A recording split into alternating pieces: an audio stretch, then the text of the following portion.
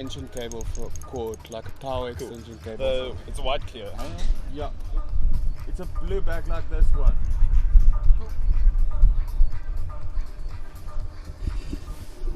And welcome to Imperial Wanderers for the final between the CGL Veterans final between the Rising Sunsets and the Old Edwardians. The Rising Sunsets has won the toss and they've elected to bat.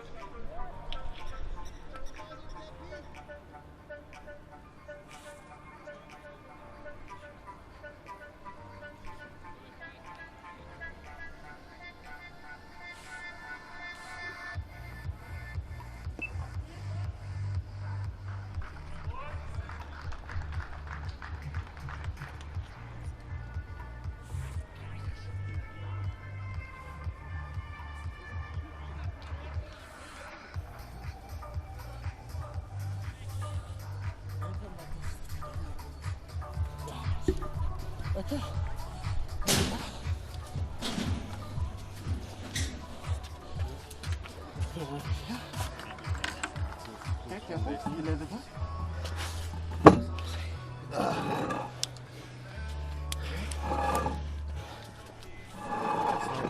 Just shout and ask who's the bowler. Huh? Who's the bowler? Who's the bowler? Who's the bowler? Green. Huh? Rob Green. Rob Green. Cool. You can have a seat. And this last one was the dot. This last ball was the dot. First ball was a single, second ball was a dot. Can I send you the scorer's number in case you want to call it for anything? Well, Yeah, they should be. Somebody that's running. They should be running on the board as well. But I don't know. yeah, I'll There's fancy. two scorers. There's one in up here and one there. Cool. Oh, You want me to send the number? I've got Sue's number. Or Danny's doing it. okay.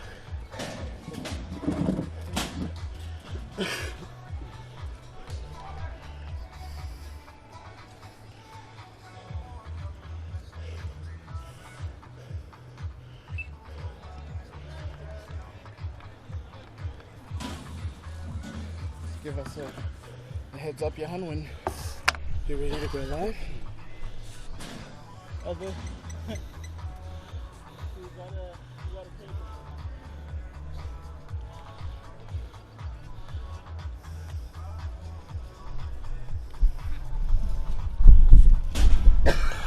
There we go. Rasul is on strike now.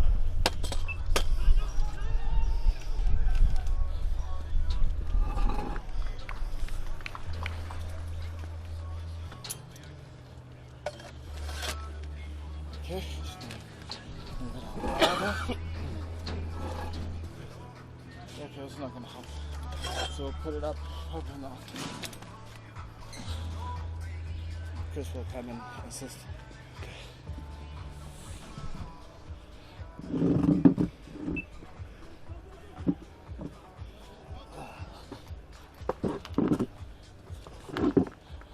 Okay.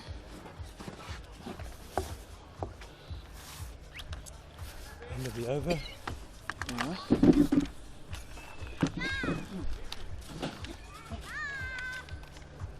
Has the flu got you, Johan?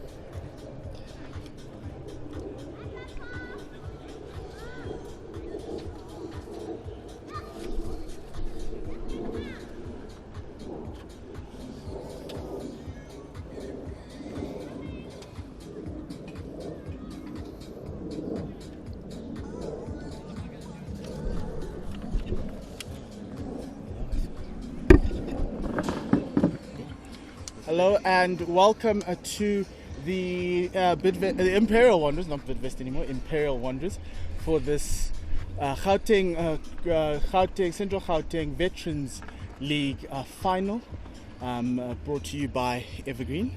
Yes. Evergreen Lifestyle, sorry, I do apologize. We're a little bit lost for words here. But we've already started in this final. It's Old Edwardians versus Rising Sunset. And they are in this final by virtue of topping the group of in the Veterans League.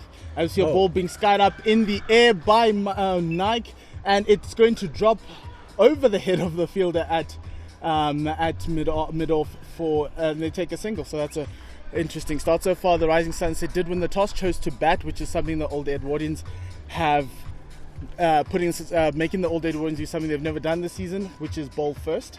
And so they're currently 4 for 1 ball into the second over. My name is Mpumutlwane, and I've got Otto Simon with me here to take you through the game. It's very nice to be here. Thank you for tuning in to Pitch Vision here, covering this final. And we're going to see Rasul on strike now. He's facing Tweedy, who's right arm over.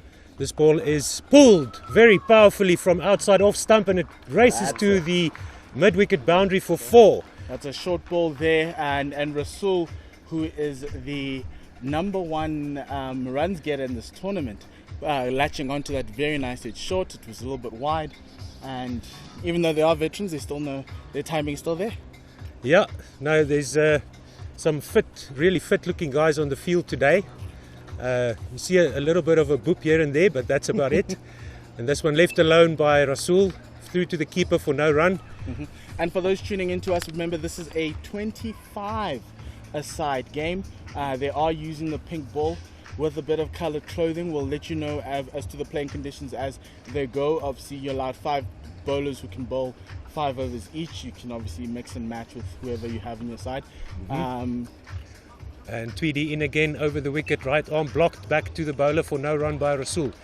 The Rising Sunsets have got some numbers on their back, so that's going to make it a little bit easier. Old Eds have gone for no numbers at all. Traditional, yes. So we'll try and get the names right as far as we can. We've got the scorers here, updating the scoreboard here at the Wanderers. Lovely sunny morning here in Johannesburg, partly cloudy, good cricket weather. Tweedy in again, right arm over the wicket. This one is leading edge past the extra cover fielder. Is it going to go down to the boundary? Man is chasing there, and it looks like it did reach the boundary. 4 runs. Yep.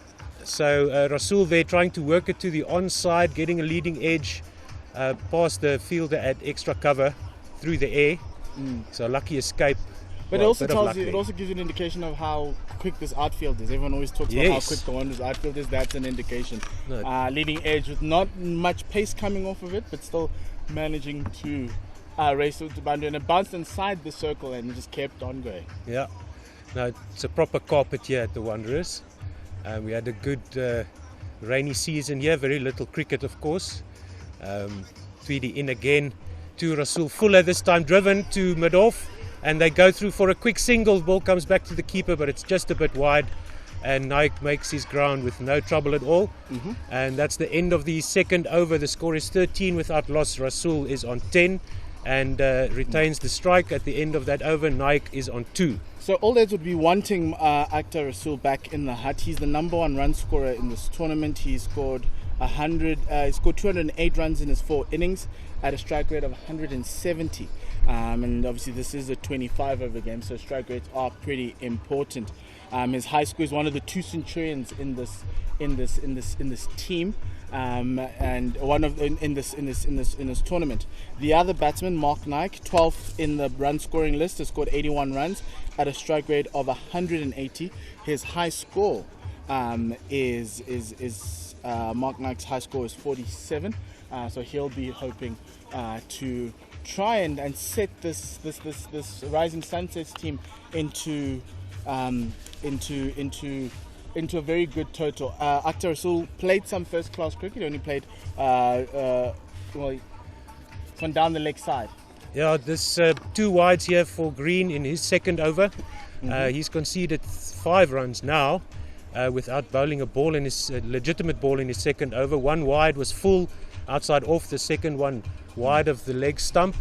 And so he's going to try and get his first delivery in Rob on his Green second does over. have one wicket in this tournament. He bowls an economy of 6.28 so far in the series. Oh, nicely driven there by Rasool, and it sails over the boundary rope into the dugout here for 6. And that's a beautiful cover drive there by Rasool over the cover boundary. Beautiful shot. That was just too full. Yeah. He is bowling. He is a left armer. And it's coming across the right hander, so it was a little bit. It was too full there, and obviously with that line just outside the off stump, it's easy for Rasool to try and lift it over that inner ring, as you would say, and good half volley taken advantage of by Rasool. So Green in again, left arm over the wicket to Rasool, the right hander. He pulls this one and it just evades the keeper on the leg side, just helped it on its way past the keeper. And the umpire obliges with runs. Yeah, he got a bat on that, and the keeper's got his head in his hands there. He just missed the catcher down the leg side, went down to the fine leg boundary for 4. So Rasool now on to 20.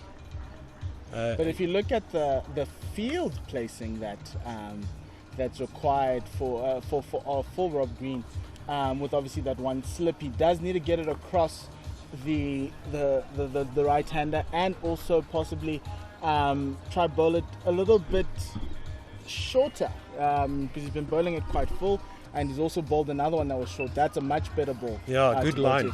Rasool gets in behind it, blocks it, and they take a quick single to extra cover. 26 without losses, the score now for the Rising Sunset, setting the total here for Old Edwardians to chase.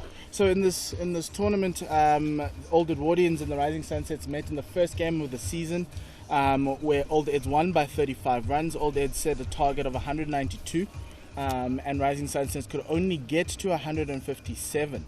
And Mark Nike, as we spoke about the boundary there. Fielder has to go into the stands there on the opposite side of the field here. Rob Green is bowling from the caller drive end. With the field that he's been set, Rob needs to bowl on one side of the wicket, and that is bowl closer to the right-handers, outside of the right-handers off stump. You can't stray on the pads because he's got no protection. The only protection that's there is not even square.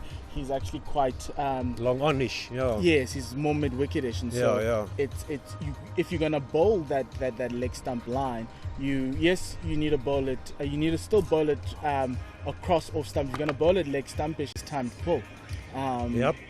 But yeah, just some interesting things that Old Eds are going to have to sort out. Fielder is still looking for the ball there under those temporary stands, I would say. What do you call those?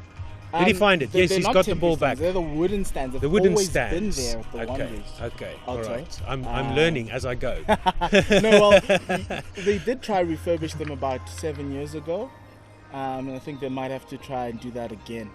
You can see some of them are dipping a little bit in the middle there. Green is left arm over the wicket to Nike again. And this one full and driven. Ooh, almost took his... umpire duck.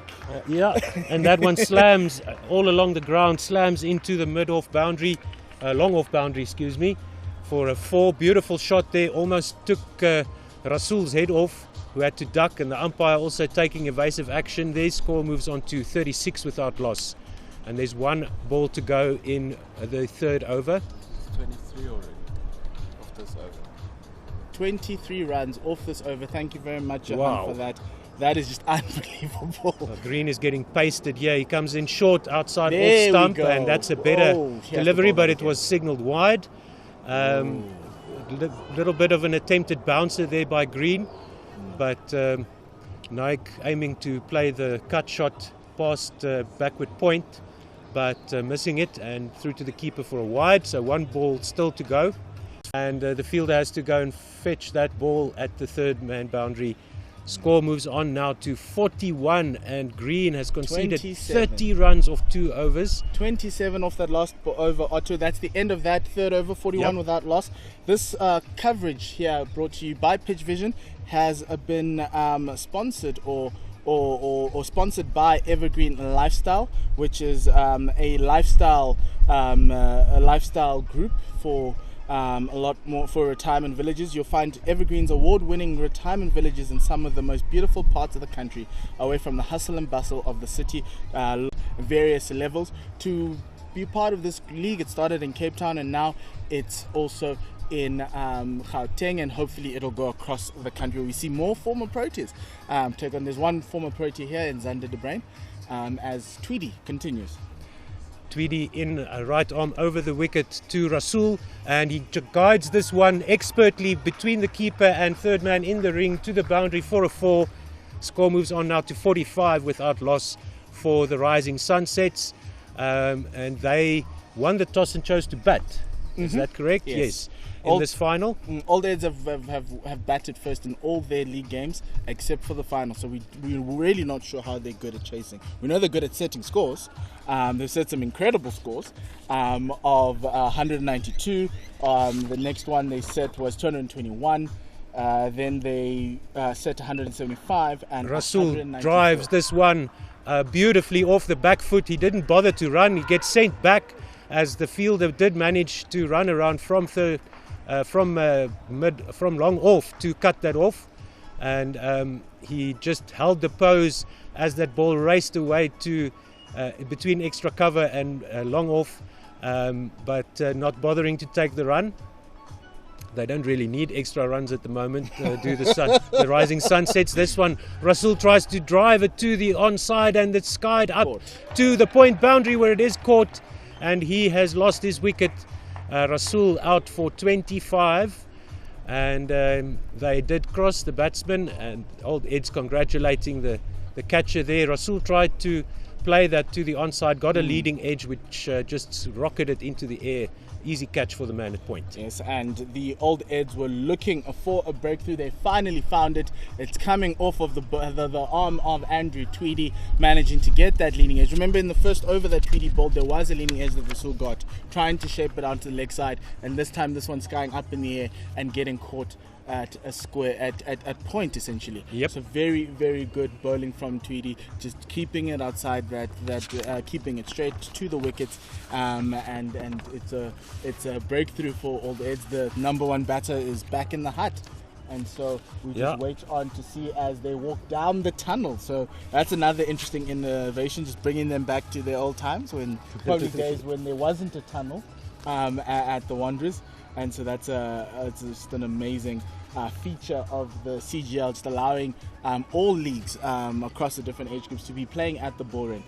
So that's a great initiative as well. So congratulations to the Central Gauteng Lions organisation. So Derek Brandt is the next batter in. He has played only one match in the Veterans League so far, scoring 36, hitting 5 4s and a 6 there, and he ended not out in that innings as well. Strike rate of 225, and he's in at number 3 for the Rising Sunsets. He'll be at the non-strikers end as Mark Nike is going to face the third ball of the fourth over. 45 for 1 is the score. The fourth ball of the fourth over, and Derek Brandt has played for the Cobras, Easterns and Western Province. He's played 14 first-class matches and 21 list day matches. So he's one of those former FC guys. Leading edge and dropped at the flying third man there shortly in the ring. And the ball going to go to the boundary. No, great save as well by the fielder. Just a lot of comedy of errors, you would call it, but an important drop there from Old Eds. Just, you don't want to drop Mark Nike. No. And they've just done so. So let's see how costly this is going to be. Just through the tips of his fingers, the fielder running back as the ball almost beat him over his head, but he got some fingertips to it, went through his hands and almost for 4. 47 for 1 is the score now. Tweedy comes in, right arm over Mark Nike, steps down the wicket and smokes this one over over long on for a beautiful 6. And as you can hear with the crowd, they were very, very happy about that one.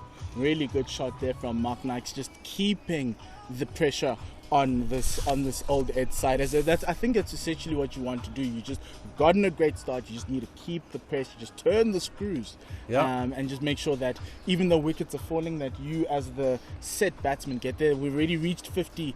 We've already reached 50 runs in this power play, as you would call it. 26 balls. Yeah, and Mark Nike steps across to his off stump and whacks this down to the mid-wicket boundary for an easy single. And Derek Brandt is going to be on the 9 strikers end again as Nike retains the strike with that single. End of the 4th over, 54 for 1 is the score. Nike on 25, Brandt yet to face a ball, and Rasool the only man to be dismissed so far for 25. Wonder if they're going to keep Green on. Yes, indeed, that's a good point, Johan. It looks like there is a bowling change from the call-it drive end as Green has cost his side one too many runs. Or many too many runs, I would say. 30 runs off his 2 overs, so he's being replaced now. We'll get the name of the new bowler. It looks like it's going to be a spinner. Renato Almeida. He is the top wicket taker in the tournament. He's taken 8 wickets in the final group game for the Old Eds. He took a fourfer, the only fourfer of the tournament, and so it's going to be very interesting as you see Old Eds going to their go-to man, their wicket taker. They need wickets. Yes, they indeed. Need to end this very quickly. He's got 8 wickets in the tournament. He comes in over the wicket, right arm to Mark Nike, who plays this one to a mid-off for no run. Renato Almeida, Old Edwardians, he's bowled, played in 4 matches, 15 overs, 53 runs, 8 wickets, economy of 3.53. And he's the top wicket taker with 8 wickets in the Veterans League. Medium pacer, right arm over the wicket to Mark Nike, who swings across the line, and this one just gets an under edge into the pads, no run. So we can see why Almeida is so economical. One of those tight line Vernon Philander type of bowlers. Speaking about Vernon Philander, he's coming back into domestic cricket. He and Hashim Amla have announced that they will be playing for the Cobras in the new domestic division. Almeida in again, and this time Mark Nike plays a wild swing across the line through to the keeper for no run. He's actually got some pace. Yeah, he's got some decent pace, so it's a fast medium. You would say shortish run up. Comes in from about 15, 20 meters. Right arm over the wicket. But looks like a very disciplined bowler. Not conceding a run so far in his 3 deliveries, which is really good for Old Eds. Right arm over again. Full and just blocked down into the ground for another dot ball. This is exactly what Old Eds would want. Bit of a comeback here from them. So bringing the run rate down to closer to 10. Rate achieved now is 11.6 off the 4.4 overs. 2 balls to come here from Almeida. How many overs are they allowed to bowl? 5 each probably, yes? 5 each, yes. Almeida in again. This time it's whacked to the man at mid-off, straight to the fielder. Mark Nike tried to muscle that ball straight to the fielder, no run. Beautiful over here so far by Almeida. So, and it's the type of over you need when the previous over at the call-it drive end you conceded 27. So yes, bringing it back a little bit, and that one is over the top, just over the top of the fielder at mid-on. It was a full toss, and it got the punishment it deserved, but still a good over for Almeida. 4 runs off of that over, and it takes the score for the Rising Sunsets 58 for 1. So Otto, looking at this Rising Sunsets team, we saw a lot of players who played for Easterns, right? Mm-hmm. And so my question was the name Rising Sunsets. Is it rising because they come from the east? And is it a sunset because maybe they're not their cricketing careers sunset of their cricketing careers? Yes, I would assume that would be the wordplay there. which is very fascinating. Well, Old Edwardians, we know they are the old boys society of King Edward's 7th school here in Johannesburg. Okay, very, very strong side. They just won the men's Premier League T20 tournament, the Black Widow T20 tournament that happened here as well. We saw the likes of Bryce Parsons, Wesley Marshall, who played for the Lions and in various forms, and obviously the men here today have played for Gauteng and various provinces as well in various forms, and also around the world. We've got a lot of players who played in the UK in that county system. Tweedy into That's Brunt a facing his first ball, and this one is an appeal for a catch, but the wicket Umpire keeper calls it a leg bye. I don't didn't think so. didn't I get a really hand don't to think that. so. I think there was something. I heard to a nick there. it. Sounded like something. Is it from the thigh from pad? the thigh pad. So down the leg side, That's caught why the we're thigh not in the pad. middle, Otto. Yeah, exactly. So as Nike, they did take a single there. Ball was fumbled by the keeper. Tweedy comes into Nike, who steps down and Okay. powerful on drive there, way over long And- on for a 6 into the stands. And he salutes the crowd as though he's got into a 50, but he's got into 35. But that shot, That was shot beautiful. deserved a salute. Yes, indeed it does. 65 for 1 is the score. 5.2 overs gone. Run rate now jumping up over 12.2. And let's see, have they got... Yes, Tweedy has the ball back in his hands. Somebody went to fetch it from the stands there. It was so great. Mark Nike was so generous that he hit it in the middle of the row, so in the steps, so the ball just rolled down. And this time Nike That's swings coming across in the the line, air. high up into the air. Coming down Fielder with ice. at mid-wicket Oh, calls for it, but he fumbles it, he drops it. Mark Nike lives to bat another day. That was a absolute steepler. Another drop from Old Eds there will be ruining these chances. Also, the sun is quite high up, so the fielder had to navigate that. Yeah, that would as have been well. right behind the sun would have been exactly hate behind those that high ball. Those high ones, because you're waiting for an age, and he waited for an age there, for it to come down.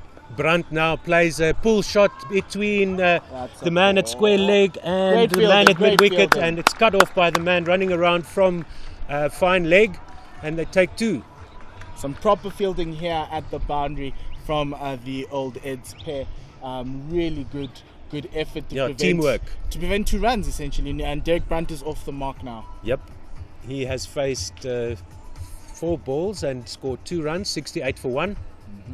So it's still an offside dominant field for Tweedy here.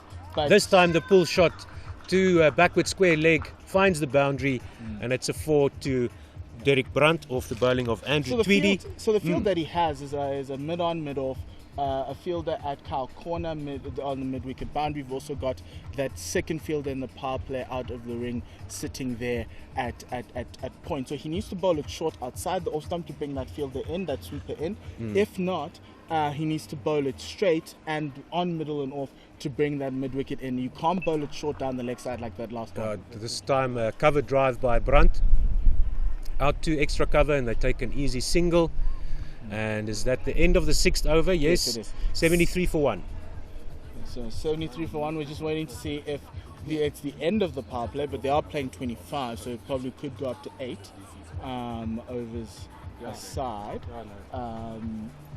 But it's a good And start here. signal for, there by the Rising umpire. Power play. is over. Yep. Okay, so the 6 overs of the power play is over, so you're allowed to have a total of 5 fielders on the boundary and 4 in the ring. And so that's it's a good. So let's see. So right now, Almeida is bowling. So Almeida gets a long off. He also gets a deep mid wicket. Yeah, mid on. He also gets a sweeper at point. As the field is outside on the boundary, and then fine leg and third man on the boundary. The field is in the ring of point, cover. That man at mid wicket on the boundary is moving squarer. He's still not square enough for us to call him a square leg. And then you've got a mid off, a mid on, as well as a shortish mid wicket. That fielder, you can call him square leg. He's now there on the boundary at square leg, but he's there for the mistimed pull rather than the one that comes very quickly. And then you've gotten to the cover behind the boundary because Almeida is quite quick. So you've got fine leg and third man. So very good fielding positions here. He's requiring essentially to bowl straight here.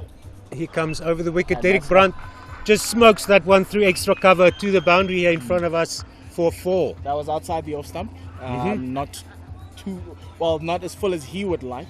And that was smoked through extra cover. That fielder cover just had to look at it. He had his hands behind his back and saw the ball fly. No chance for any fielder to get close to that before it bounced into the covers here. Just needs to bowl it at full the and straight. Wanderers. That's what his captain is asking for him, full and straight. And they're daring him to hit it over on the offside. He goes short and pulled by Brandt. This one bounces as the Good fielder cuts it fielding off, running around from square leg, and they'll take just a single there. Powerful pull shot there. Good fielding by Old Ed's man on the mid-wicket boundary. So we have a field change. We're bringing in that fine leg as a shortish fine leg. Long on goes out. Long off comes a little bit wider. So essentially what this is, it's bowling it. It's more about the line, just bowling it straighter. Knight comes down the wicket, makes this into a full toss and just blocks it beautifully out to extra cover for another 4 all along the ground. He double-stepped Almeida down the wicket. Almeida giving himself some room. There was a very good ball from Almeida, but Mark Knight just giving himself a little bit of room and just getting that bat very low. And the pace off the bat, just doing the rest. Just really, really good outfield here at the Wanderers today. No, definitely anything that's racing along the ground might as well be flying through the air because there's no resistance from the carpet of grass here. Evan Flint has given us a beauty. Almeida short, and this one is probably a bouncer for the over. That's a proper ball. Good dot ball there. Yes, indeed. Almost a wide for height, but in the end it was all good. Almeida started really well in his first over. He's gone for 13 now of 1.4 overs, by far the best bowler we've seen today. From the 3, Almeida in again, Fuller, and this time it's missed by Almeida. Did he get a bat to that? No, it went through to the keeper for a dot. Got underneath the bat there and just missed those 3 poles sticking out the ground. Just a very good ball there. He will be hoping another one like that. Yeah, good ball by Almeida beating Nike there. As Mark Nike tried to step down the wicket again, missed it completely. Almeida comes in over the wicket again. Mark Nike using his feet again. He's going to get at least 2 here maybe, yes, as the fielder from long off runs around to extra cover to collect 2 runs. End of the 7th over, 84 for 1. Mark Nike on 42 and Derek Brandt on 12. Rising sunsets are rolling now. We should call them the rolling sunsets, not the rising sunsets. Exactly, 12 and over. Moving and motoring at 84 for 1. Just taking Mark Knight, just putting away the best bowler in the tournament to all corners of the ground. That last over costing them 11 off of Almeida. So we're going to get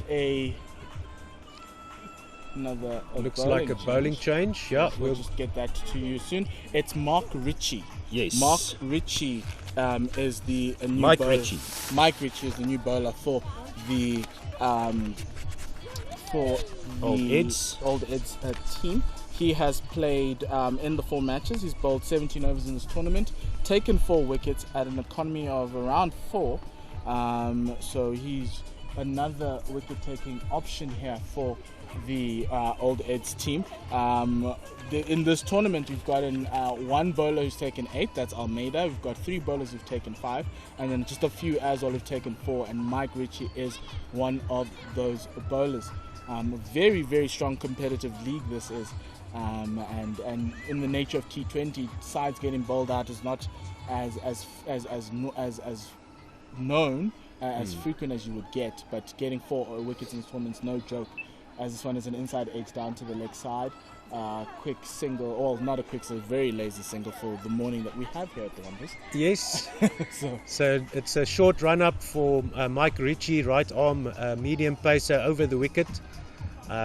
And Derek Brandt just working that off his pads to backward square leg, fielded by the man running around from fine leg in the circle. And they've got the square leg on the boundary. Mark Nike will now face Ritchie. He steps down the wicket and he gets an outside edge. Is it going to be caught? Yes. Man running around from backward point gets the catch there. And that is the end of Mark Nike. You live by the sword, you die by the sword. Yeah, he's He out did for not 42. want to die wondering. A really great innings from Mark Nike of 42 runs. We'll just get you the balls soon. But the All Days finally get another wicket, 85 for 2. It's really important to try and get in T20 when a team is getting a little bit of momentum that you strike at regular intervals to stop it from rolling out. It's like to prevent the snowball. So Mark Nike caught Xander de Bruyn, bowled Mike Ritchie, who has gotten a wicket off his second ball. 24 balls off of that 42 at a strike rate of 175. He hit 4s and 3 6s. A really good boost at the top of the order for this Rising Sunsets team. At this point in time, Otto, I think a score of about 220, 250 should be where these guys, where the Rising Sunsets are looking for. And that brings in the next man in, Johan Nel, who has played 4 matches, scored 73 runs, a high score of 54. He strikes at 119, which is what the Rising Sunsets would be hoping that he can strike at. He's the 13th highest batsman in this tournament. Has played some international cricket for Scotland, and also it may be him or may be a different guy. There is a Johan Nel who played for Scotland, who also played for Kent and Worcestershire, but we will find out later on if it was him or not. Brunt facing Ritchie, and he plays a drive, just gets the bottom half of the bat, doubles out to backward point for a single. As the DJ decides to play some Thriller, because that wicket was thrilling. Yes, indeed. So we've got some ambient noise here for a change, not broadcasting from home as we do on One World Sports Radio. We're here with Pitch Vision today, brought to you by Evergreen Lifestyle. Let's see here. Evergreen Lifestyle, as well as the Veterans Cricket Association. Evergreenlifestyle.co.za. Award-winning retirement villages all throughout South Africa. Go and have a look there on evergreenlifestyle.co.za. A bit of a well, I won't say it's appropriate for over 40s to be sponsored by a lifestyle estate, a retirement village, but if you are 40 something, you're probably looking for your folks for a place to stay. This one is blocked by Johan Nel, but missed it completely through to the keeper. Tried to play a cut shot there off the front foot, so, just a forward defensive type of shot. So go and check out the award-winning retirement villages on evergreenlifestyle.co.za. This one on the pads, just deflected down to backward square leg for a dot ball, sent back by Brunt. Was a now very good over from Ritchie here. Just 2 runs and a wicket. Yeah, with 1 ball to go. 86 for 2 now. 1 ball to go in the 8th over. Just keeping it full and straight. That's what you need to do. Yeah. Nel facing up again. Lets this one go. Good leave, you would say there, Paul? Well, if it doesn't hit the 3 stumps, the wickets, it is a very good leave. So we will. That was for the cameras. Obviously, as you come in, you always need 1 picture for your Instagram or your Twitter or your Facebook, and then surely Johan Nel after this will now start getting into the meat of things in this innings. Almeida coming back in. So he's going to bowl his 3rd over. Really proper character here, just boisterous, just very dominant on the field. You can see he's their man, their talisman, their go-to guy, especially when they are bowling. Yeah, and a proper all-rounder as well. He features in the top run scorers. Renato Almeida for Old Eds.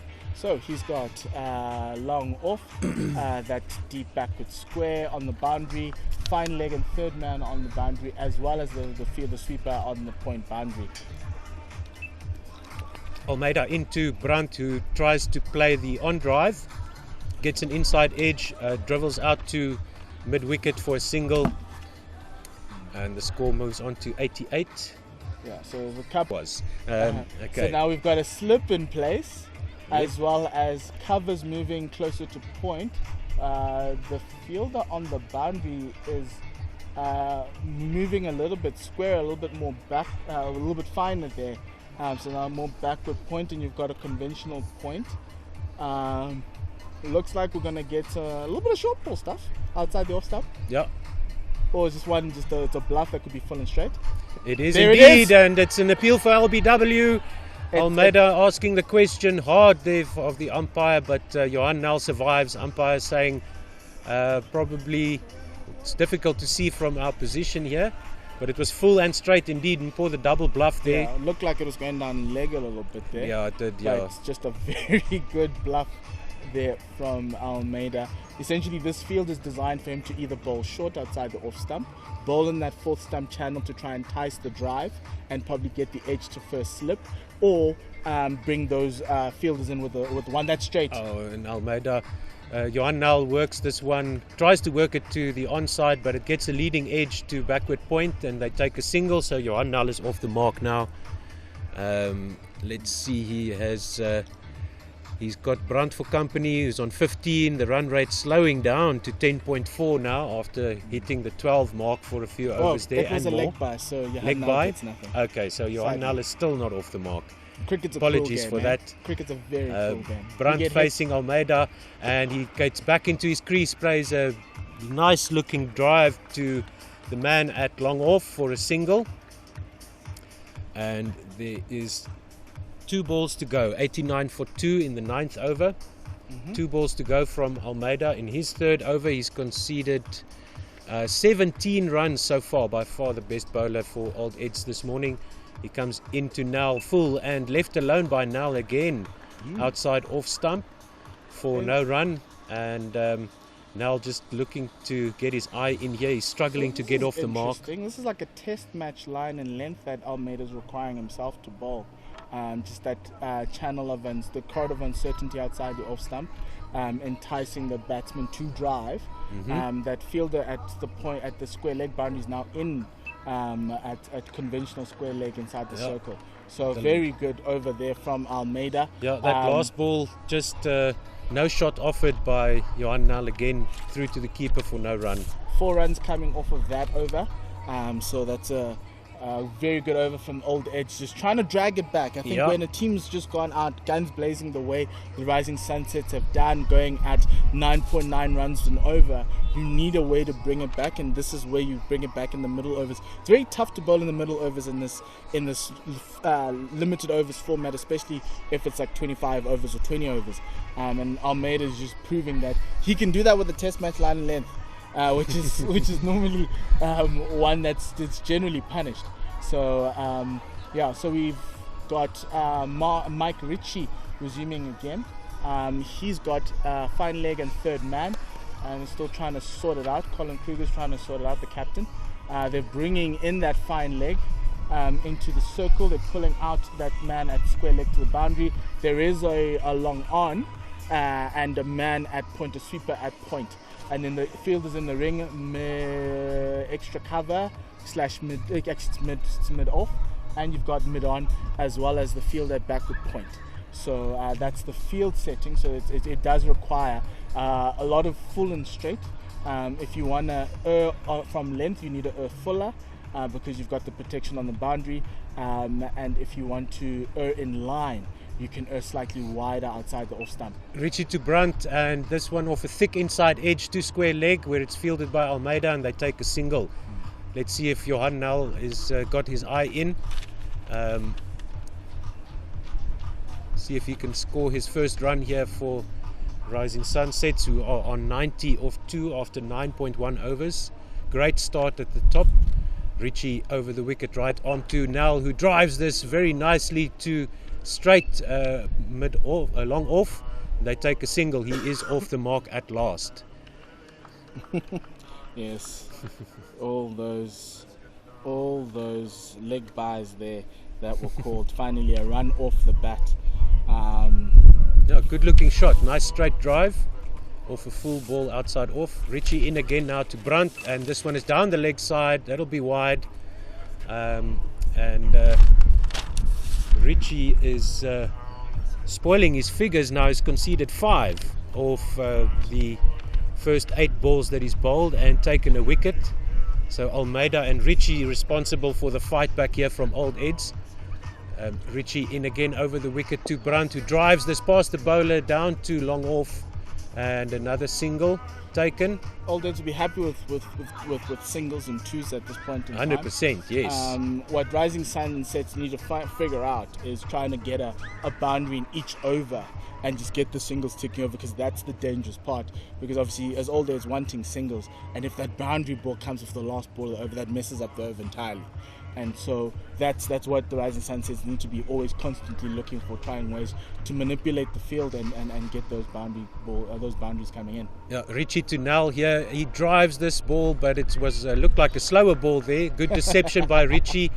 And Nal early through the shot, ball bouncing once before getting to the keeper on the second bounce. Swing and a miss. Swing and a miss. Yeah, nice deception there by Richie with the slower ball. And he's coming in again now to Johan Nal over the wicket. Short run up, full and driven by Nal straight to the fielder at extra cover for no run. And some excitement in the field here from the Old Eds players, recognizing that they're getting themselves back into the game here, thanks to Almeida and Richie mostly. After Green and Tweedy. Tweedy got a wicket, but both of them going for horrific run rates. Johan Nal just dabs this one out to backward point, and they take a quick single. So, Mpo, as you said, more of that, please, for the Rising Sunsets. And the score now 94 for 2 after 10 overs. And it's time for a commentary change. Chris will be coming in to be taking you through the next 10 overs. Thanks, Mpo. Enjoy your virtual baby shower. All the best to the new parents there. Yes, I will let them know. Great stuff. Hi Chris, how are you? Yeah, very well, thanks. And you can tell it's at least reasonably high quality cricket, because there's more people in the stands than there are on the field. And quite a lot of former first class players here, including one international in Zander de Bruin. So we've already seen some very good cricket. I Yeah, expect to see a Almeida lot more. into Nal, and who plays a drive that gets an outside edge past the slip down to third man for a single. Scratchy shot that. But that, yeah, Opened the face, but just caught an edge there. They've got the man at backward point in the ring and the third man fielder. They've got extra cover here. And then fine leg on the boundary, long off on the boundary, mid on inside the circle, deep mid wicket on the boundary, and mid wicket closer to the wicket here. Brandt now smokes this one through extra cover. The man running around from mid off has no chance to cut that off. I think this is Green here in front of us at mid off. He fetches the ball from the covers here, the gutter where the covers are stored, back to Almeida. The ball goes and Brandt gets another boundary. That moves him on to 22 now. Nal is on 3.99 for 2 after 10.2 overs. yeah, after being off to a very flashy start, the Rising Sunsets have slowed down a bit. We'd really expect Derek Brunt to lead the attack. He's got the highest strike rate in the competition so far, 225. And we saw him start with some initiative and then was happy to slow down a bit when Almeida came into the attack. Nice late cut there by Derek Brunt, waiting for the ball there and getting some bat to it. It was full and wide outside off stump and racing along this quick outfield to the backward point boundary for a 4. And that's the team 100 for Rising Sunsets to move on to 103 runs off just 10.3 overs. Yeah, 67 balls, 12 fours, 4 sixes, and 103 up for the Rising Sunsets. Almeida in again over the wicket to Brunt. Steps back into his crease. Good delivery by Almeida. Full and on off stump. All Brunt could do with that was just block it out to the onside for no run. Of course, these two sides played each other right at the beginning of the league, but that was all the way back in November, and the sides were almost entirely different. The old Ed side only had 5 players that played in that game playing in this game, and Renato Almeida was very much their front man. He got 85 there and took 2 wickets in his 4 overs. So he's the one bowler I think Rising Sunsets will be most wary of given the past experience. Yeah, full ball on off stump. Brunt gets this expertly in between point and backward point for another boundary. 4 runs to Derek Brunt. He's raced on to 30 now after also a bit of a slow start after losing the wicket of Rasool first, and then Mark Naik went to bring Nal to the crease, and after that Sunsets were pinned back a bit in terms of their run rate, but they're now back, sneaking that run rate back up to 10, 107 for 2 after 10.5, and this will be The final delivery coming from Almeida in his 4th over. This is on track to perhaps be the highest scoring game we've seen in the competition so far. Right now, the Sunsets have that record where they got 238 against the Happy Hackers a couple of weeks ago. Almeida into Brandt. This one is driven. The bowler tries to cut that off, but it beats him to his left, running down to mid-off for a single. Derek Brandt will retain the strike. He's on 31. Johan Nel on 3. 108 for 2. 11 overs gone. So, yeah, even if we just compare Almeida's spell when these teams first saw each other, he bowled well to start here, but in the last game he took 2 wickets for 14 runs in his 4 overs. So not quite matching that. So we're expecting a much higher score from the Sunsets than we got the first time these two sides played each other. Looks like we have a bowling change. No, that's just somebody marking out a run-up, but that's on the caller drive end. The golf course end is where Mike Ritchie will continue the attack for Old Eds. He's going to be bowling his 3rd over. He's only conceded 7 and taken a wicket. Has Mike Ritchie. Right arm over the wicket to Derek Brandt. He comes in now, and this one is wide outside off stump, blocked by Brandt, but it was a thick bottom edge into backward square leg for a single, and Johan Nel will now face Mike Ritchie, who's got a shortish run up, so the ball's coming thick and fast here, almost as quick as a spinner. Let's see, point and 3rd man on the boundary. Ritchie over the wicket, and lovely, he's lovely got stuff. the off stump of Johan Nel out the ground, full and straight. Johan Nel never looked like he got the measure of the pitch here, never got his eye quite in. He's gone for 3, 109 for 3 now after 11.2 overs, and Old Eds are keeping the run rate under control here thanks to Ritchie and Almeida. Yeah, so another wicket for Mike Ritchie. He had 4 going into this, and that's now his 2nd. So he moves up to 2nd overall just by himself in the leading wicket takers of the competition with 6. And he also has one of the better economy rates. That you can see that he's got that sort of bowling where he just puts it in the right place over and over again. It's very effective in these sorts of leagues, and he's been going at under 4 throughout the competition. Yeah, so the 5 overs that he can bring here for Old Eds is definitely making a difference already, and looks like it might be the difference between the teams, because looking at the bowling figures, the Rising Sunsets have more bowlers playing in this match in the top 10 than Old Eds do, but if Mike Ritchie and Almeida bowl as they have been, they might just bring those strong batting lineup of Old Eds into play here, because Old Eds have got let's see, 1, 2, 3, 4 batsmen in the top 10, of which Renato Almeida is one. Renato Almeida. So Ritchie will be bowling to Sean Shaper if we have the correct batting order here. Yes, the scoreboard confirms it is Sean Shaper, right-handed bat. He's got 1 first-class match for Easterns, and so far in this competition he's scored 55 runs across 4 matches with a high score of 22. So not quite the same numbers as the rest of the top 4, but you'd imagine they're that deep enough and they'll be able to continue the way they have been going. Now let's see what he can do here. It will be Shaper who will be on strike to face his first delivery. Mike Ritchie to continue. Right arm over the wicket. Fine leg on the boundary. 3rd man on the boundary point. Mike Ritchie comes in, and this first delivery is nicely driven. Defensive drive there, I would say. Down to cover. The man running in from the point boundary fields, and Shaper is off the mark with 1.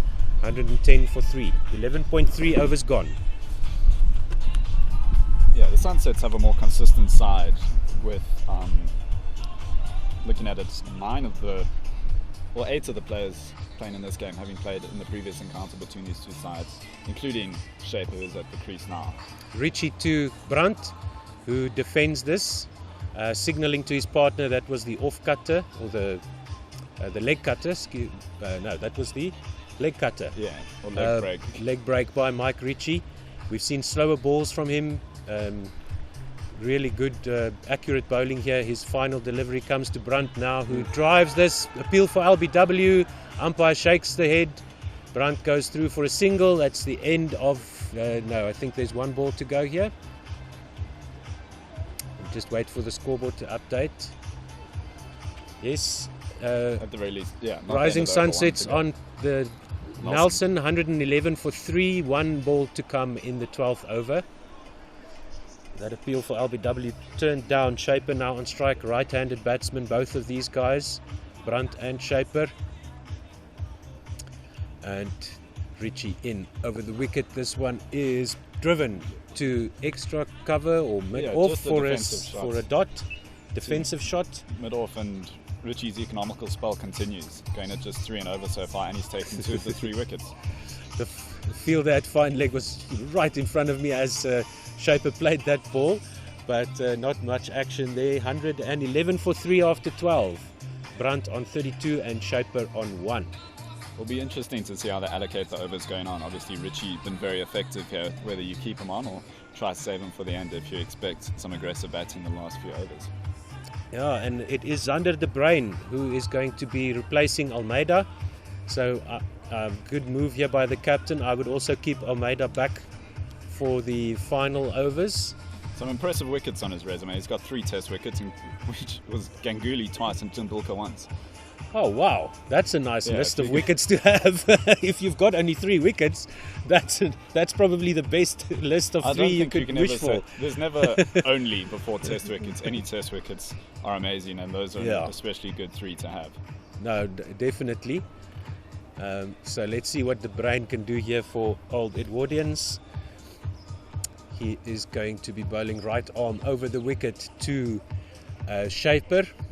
Right arm comes in now, and this nick There goes we go. through to the keeper, who takes an easy catch.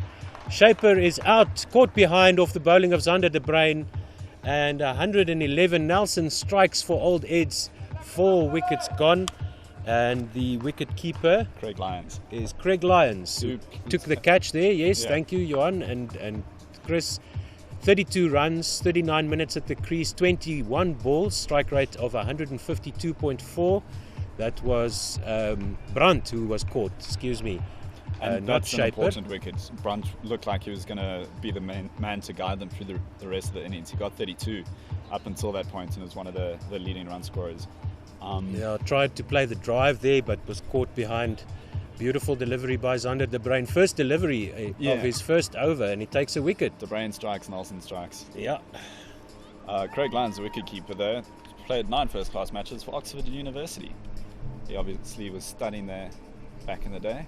I managed to get 9 first-class games there. He's also an independent non-executive director at Huge, which is the company that my mom worked at about 5 years ago, but I don't think there's any overlap between their tenures there.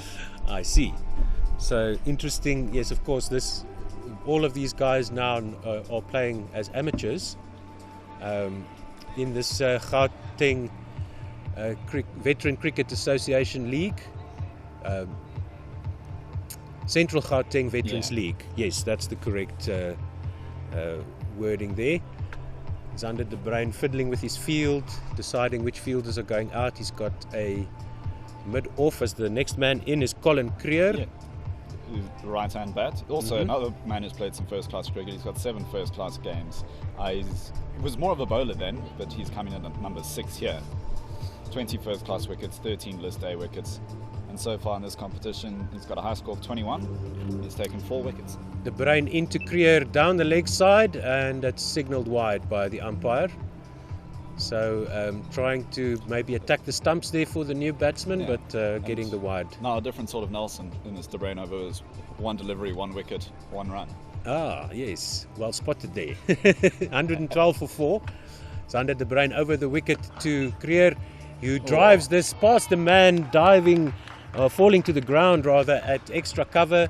Couldn't cut that off, and it's a nice nice boundary there thanks to the misfield by Almeida, standing at extra cover, straight through the hands by Creer, and he's off the mark with a 4.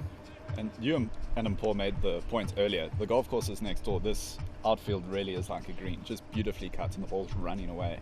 Yeah, and this time Creer leaves this delivery by Zander de Bruin outside off stump, moving away, says Johan. Got some swing through the air, Zander de Bruin. Dangerous bowling here. So Creer not liking the look of that ball at all. Shaper is at the non-striker on 116 for 4. De Bruin in, and this one is clipped to the onside a little bit through the air, but there's nobody there to catch it, and they take a single. 117 for 4. Just a reminder, we are brought to you today by the Vakasa, the Veterans Cricket Association of South Africa, and then by Evergreen Lifestyle. They have 10 lifestyle villages all throughout South Africa. Go to their website, evergreenlifestyle.co.za. Zander de Bruin goes over the wicket to Creer, who pulls this one down to the man running around from fine leg there. They'll only get a single. This one was a bit shorter and on the line of the stumps, more or less. Pulled around for a single, 118 for 4. And then the Veterans Cricket Association of South Africa, you can find them at vcasa.co.za. I had a look at their website as well, and it's worth a visit. Thank you for those two. Zander into Creer, who just blocks this back down just to the offside for no run. Yeah, The bounce seemed to surprise him a bit there. A new test to the Sunsets lineup. He wasn't part of the 11 when they played each other in November last year, but you'd imagine a fair few of those first-class cricketers have come across Zander de Bruin at some stage across their careers, whether at first class or other levels. And it looks like we are going to have a bit of a break here after 13 overs. The Rising Sunsets are 118 for 4.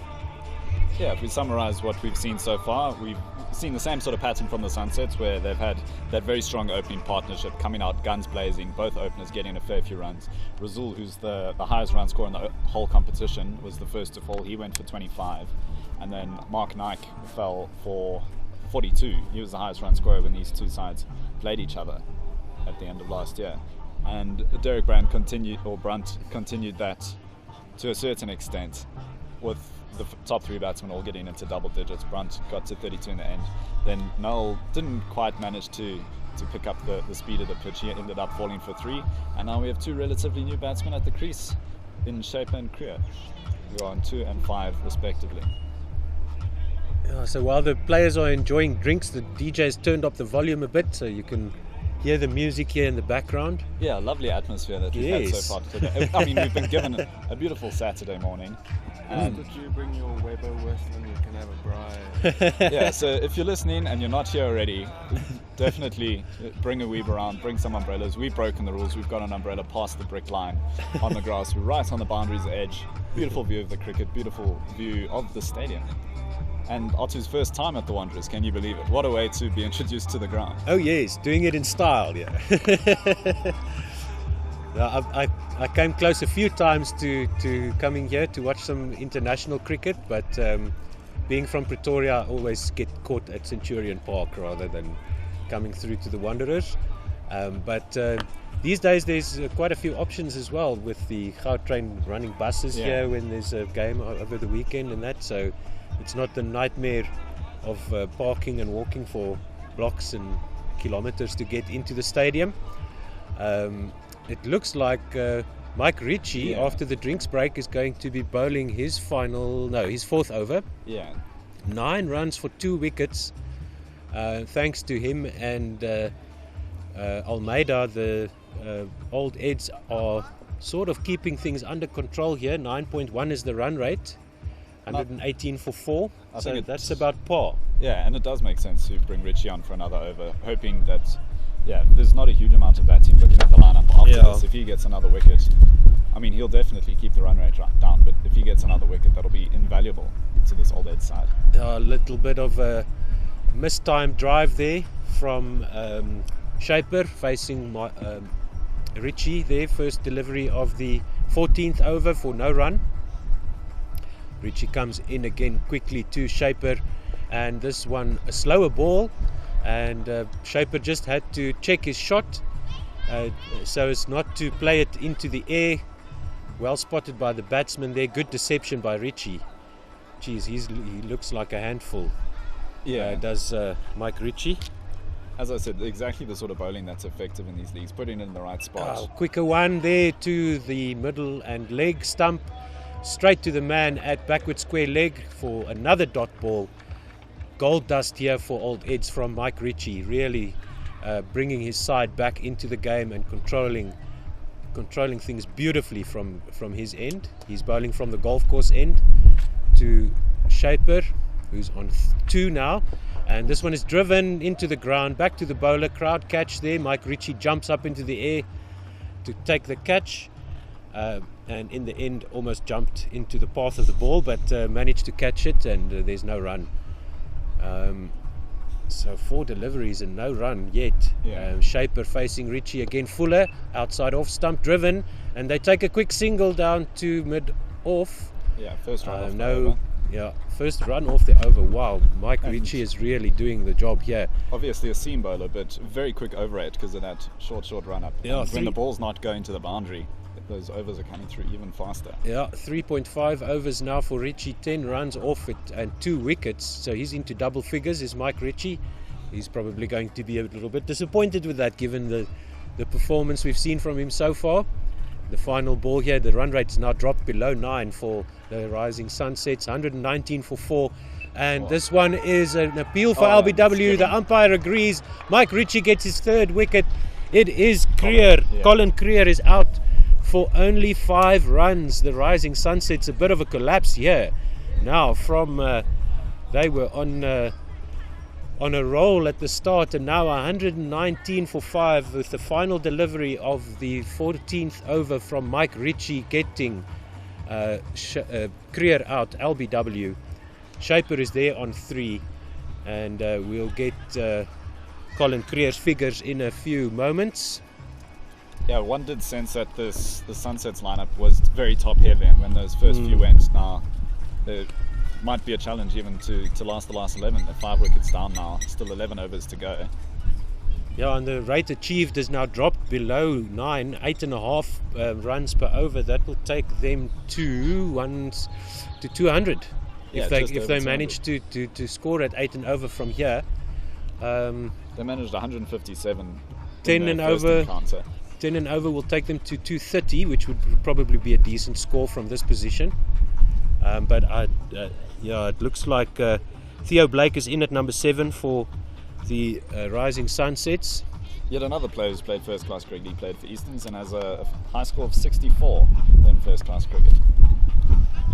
And let's see, where is he on the batting records list here? If we can find him on the first got a page. High score of 6 across his 2 innings. Oh, okay. So only 2 matches for Theo Blake so far, and only high score of 7. 6. Right, he's going to be facing.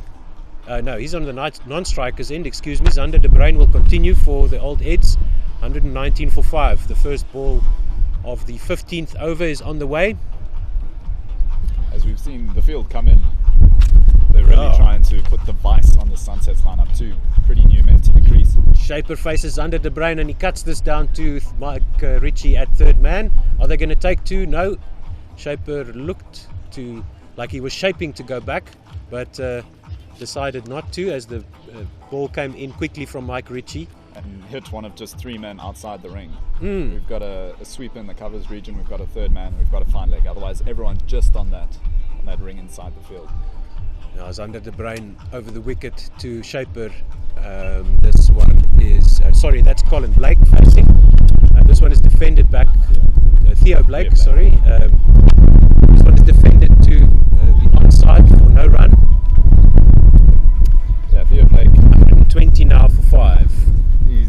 Obviously, this is the second match. He was one of the players involved when these 2 sides played each other last, and he managed just 1 in that encounter, so he'll hope to do a little bit better today. Oh, this one just shaping away from Theo there, from Blake. He tried to play a defensive shot, the ball shortish out on the off-stump line, just indicating to his partner there that the Ball is moving through the air. The wind picked up a little bit. Zander de Bruin bowling into the wind from the corner drive end. And he goes to Blake again, who defends this time solidly in behind the line. No run. Still 120 for 5. Yeah, if you think the run rate was going at over 12 and the openers were definitely putting the vice on successfully, as we see a change in the field, the long off comes out, it looks like we're going to get a deep mid wicket as well. So now back to 5 men on the boundary. Blake is yet to score, and the total still 120 for 5. 2 balls to go from Zander de Bruin. He's also looking really good on the score sheet. 1.4 overs, 8 runs only, and the 1 wicket so far of his first delivery. Exactly. Zander de Bruin into Blake, full on middle and off, and driven straight back past the bowler. The man running around to cut that off from a long off, and Blake will get 2 runs there to get off the mark. Good shot by Theo Blake. So he looks like he can wield the bat. You can also definitely tell they made the right decision sending the long off out, because that went almost straight to him in the end. Yes, indeed. So they've done their research on the opponents by the looks of it. No, definitely. Probably the coaches will be the mainstay of the side in terms of consistency. Coaches, I don't imagine they've had coaches for a 4 game. Zander de Bruin into Blake, who cuts this one powerfully down to the man at point, and they'll only get a single. Good shot there by Blake. There's 12 coaches because they've all got so much. Oh yes, of course, Johan. There will be 12 coaches in every team. So with these guys playing for fun, playing as amateurs and playing for pride, but it's really top quality stuff so far. I mean, we haven't really seen any horrible batting or bowling. High level cricket, and it feels like even high level cricket when you get to play on this beautiful ground. Oh yes, 123 for 5, 15 overs gone. De Bruin's last over, bringing his total conceded to 11 with the single wicket there, and Blake retained the strike with the single off the final ball. Mike Ritchie is going to finish his spell. We're quite sure it's 5 runs, 5 overs per bowler. Yes, 20% rule goes across yes. all limited overs cricket. Okay, and Ritchie gets this one on leg and middle, and there's a mix-up. The ball is fielded by the wicket-keeper on the leg side, but he didn't manage to get his gloves around the ball that was stuck in between his legs and the ground. Yeah. So he was. Craig Lyons defending the ball well there, sort of stuck underneath him. Makes a bit of a song and a dance at the end, but they managed to get through for a single. Yep. Good humour, if nothing else. It's good to see that.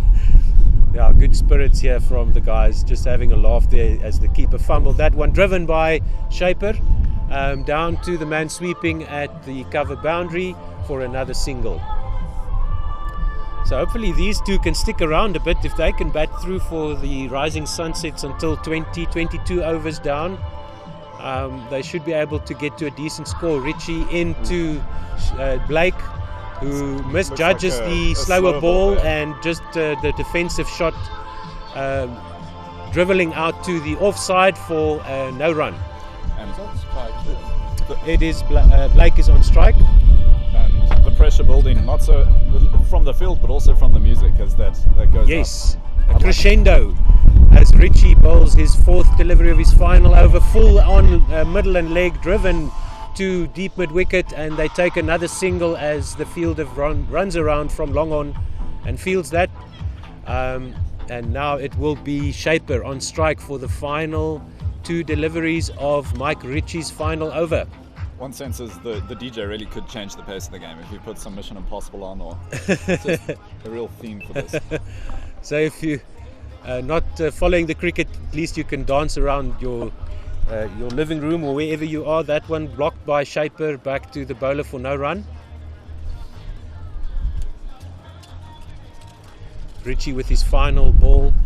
Let's see where he's going to end up. Full and driven by Shaper to backward point, and that will just be a single from his final delivery. Mike Ritchie finishes an awesome spell of bowling. Yeah, they went through for 2 in the end with a little bit of a fumble there at points. Excuse me. Okay, and that will mean that was a no. Scoreboard is jumping up and down. That is the end of the over. It wasn't high enough to be a no ball. Okay. Yeah, just a slightly looser one to finish after very tidy bowling.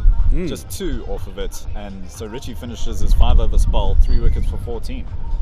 Wow, that is amazing compared to the other bowlers who've all gone past 30 runs conceded, except for De Bruyn, who's now conceded 11. He's going to continue from the call-it drive end. And if you combine his figures from the two matches between these sides, that's 10 overs, 5 wickets for 38 runs. Wow. This one by Zander De Bruyn, outside off stump, and just blocked, attempted there by Theo Blake. Goes through to the keeper for no run. Missed it completely. So Zander De Bruyn and Mike Ritchie, along with Almeida, bringing Old Eds back into the game completely. Now Theo Blake plays this one across the line. Slower ball by Zander De Bruyn, it looked like. Tried to hoik it over square leg.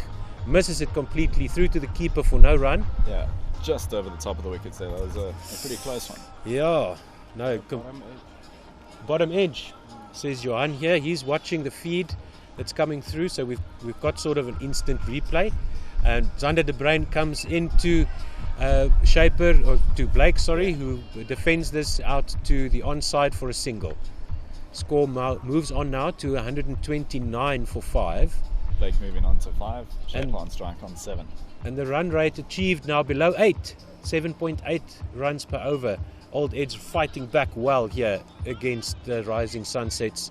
Zander De Bruyn comes in again over the wicket to Shaper, who tries to drive this, but it gets a bottom edge into his pads. No run. Beautiful bowling here by Zander De Bruyn. Which I think Shaper is trying what to we attack, expected. but not getting his timing right there. Yeah, the shot looked beautiful, just didn't manage to middle that one and played it onto himself. So let's see, they've got third man on the boundary.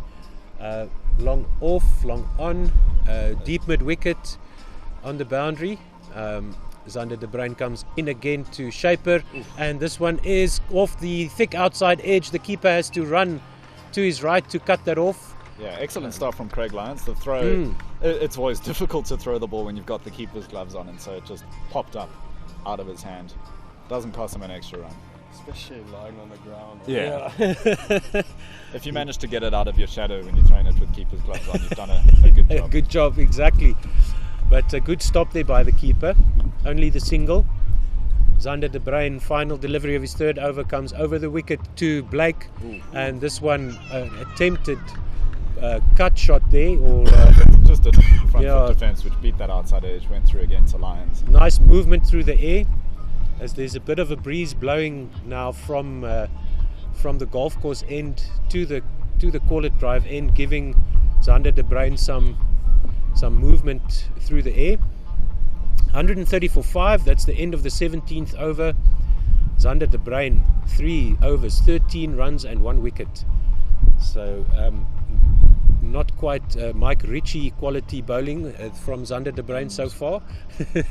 And for the first time in a while, we see someone other than Mike Ritchie bowl from the golf course end. I'm sure they would have kept him on if they were able to, but he's bowled his 5 overs. And we now see Andrew Locke come into the attack for the first time. I don't think he's bowled a delivery so far in this competition. Played just the one match, scored the 1 run. Okay, interesting. He bowls now to Shaper, who almost gets the ball back into the bowler's hands, and they take a single down to mid-off. Just went through the air, chipped past the diving bowler as he went to his left to try and catch that. Did Locke. Andrew Locke, who if cricket info is to be believed, has played for Gauteng and then also for Hampshire's second 11 up in Andrew Locke full outside off stump, driven by Blake down to mid off, and that is Blake matching his highest score in the competition so far.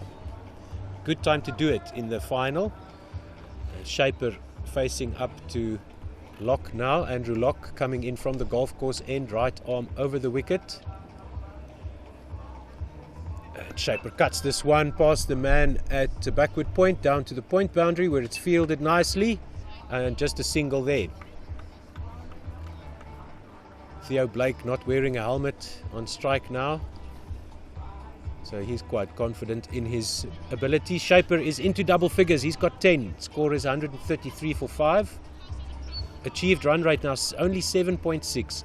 Lock into Nell, to Blake, who defends this to backward square leg for a single. So Theo Blake moves past his highest score. This is now his highest score in the competition. And he'll want to hang around On for 7. a fair bit longer. Yeah. Still 7.2 overs left.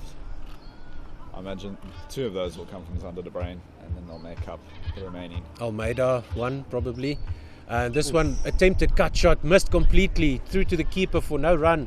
Shaper trying to play that one back down to point, but no contact with the bat there. Andrew Locke not too shabby so far, looking very handy with the ball.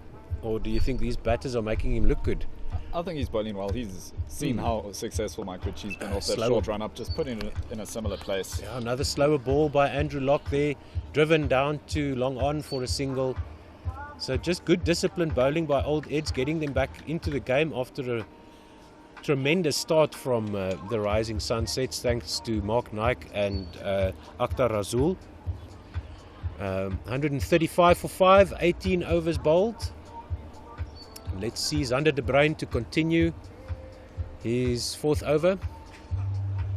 So they'll probably give Zander de Bruin 2 more overs here. So then 5 overs to make up until the end of the innings. One from Almeida, you'd imagine he's been Yes. the leading bowler in the competition. Yeah. And I mean, the opening bowlers, even if they were carted around a bit, can come back on. I'm Oh sure. yes. De Bruin Yeah, much better into Shaper, who pulls this one past the man at fine leg in the ring of boundary. First time in a while we've had one. And the score is 139 for 5. Shaper moves on to 15. Shortish ball there on middle and leg, and Shaper just helping it around the corner down to fine leg.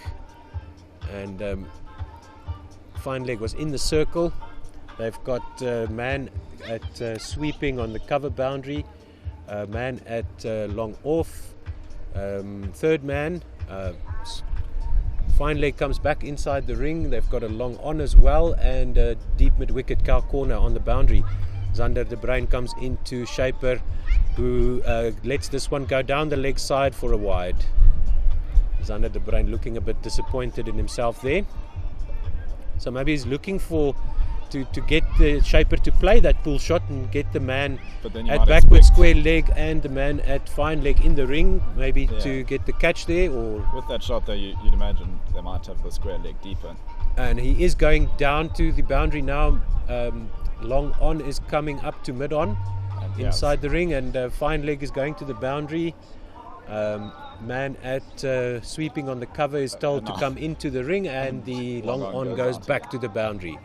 Zander de Bruin has made up his mind, and he comes in now over the wicket to Shaper on middle and leg, pulled powerfully past the man running about 5 paces to his right at deep mid wicket. Couldn't cut that off.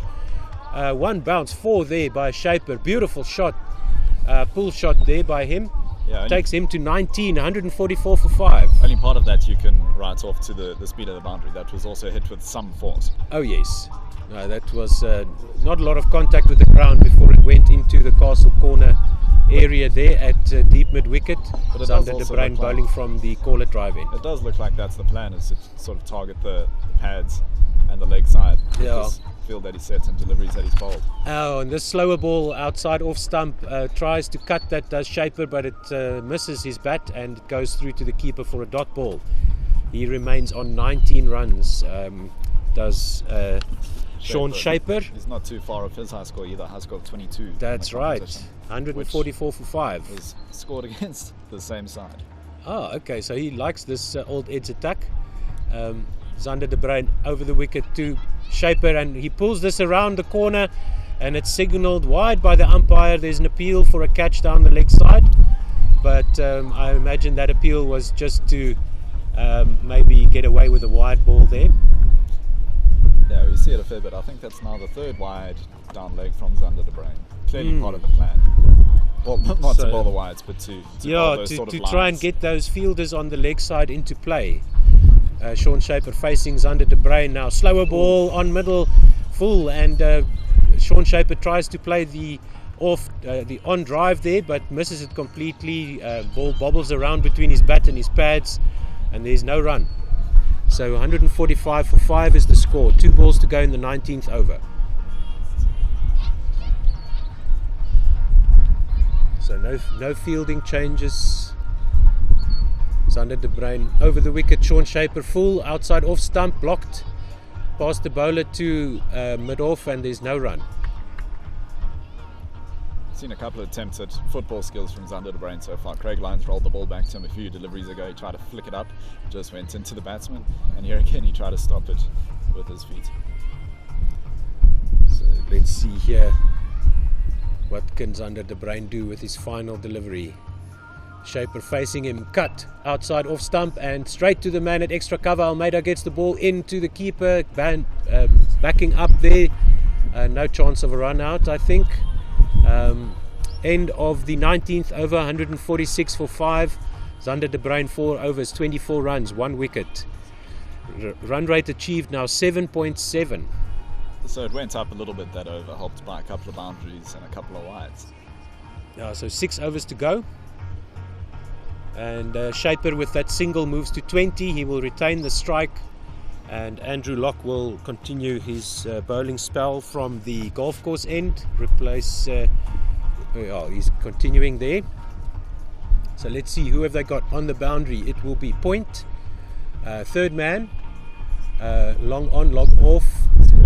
Andrew Locke in, and this one is caught behind. No, is it grassed? Yes, did he catch it? Yeah, the batsman. Lyons got it. Yeah, the Shaper there tucks his bat under his arm, walks back to the pavilion.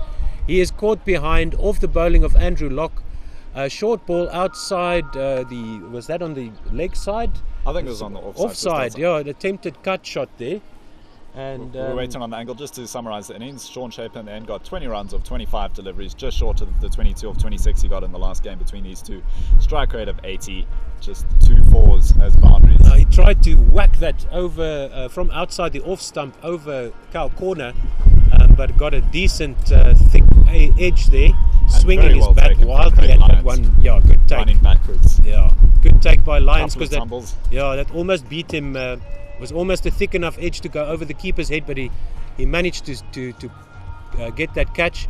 So Sean Shaper caught by Lyons off the bowling of Andrew Locke for 20. 146 for 6 now for the Rising Sunsets. And Old Eds, I would say, are in control of this game. Yeah, they've brought it back beautifully. Yeah.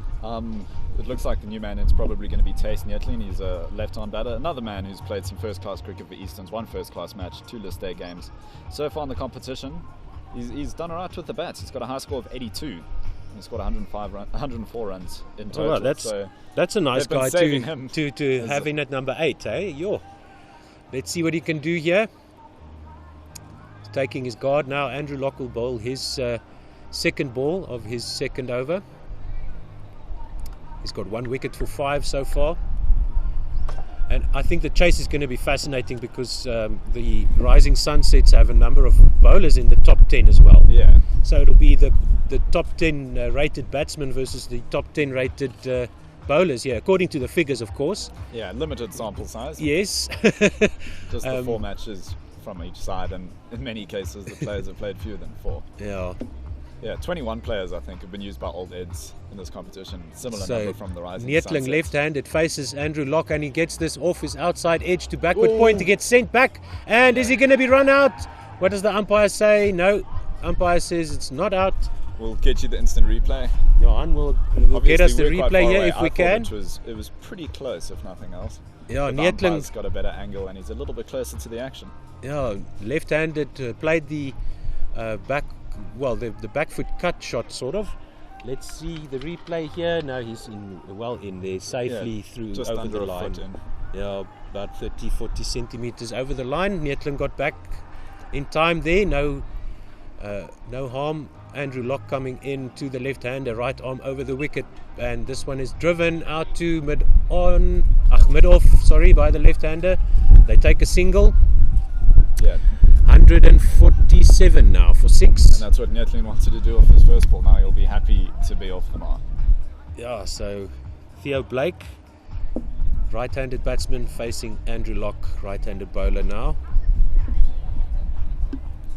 And let's see, who have they got on the boundary? Third man, Point. Andrew Locke comes in And this one is on middle and leg, just dab down to backward square leg, and they take a quick single. Hesitation again. They've got square leg on the boundary. Now let's see the field changes for the left-hander. This man will become the sweeper on the cover boundary.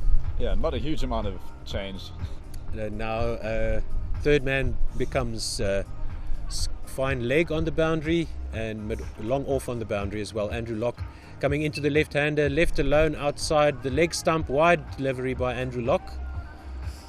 148 now for 6. 149. 149, yes, sorry. 149 for 6, 19.4 overs gone. Neetling on strike on 1 and Blake at the other end on 8. Left-handed Thys Neetling facing Andrew Locke outside off stump and left alone. No run.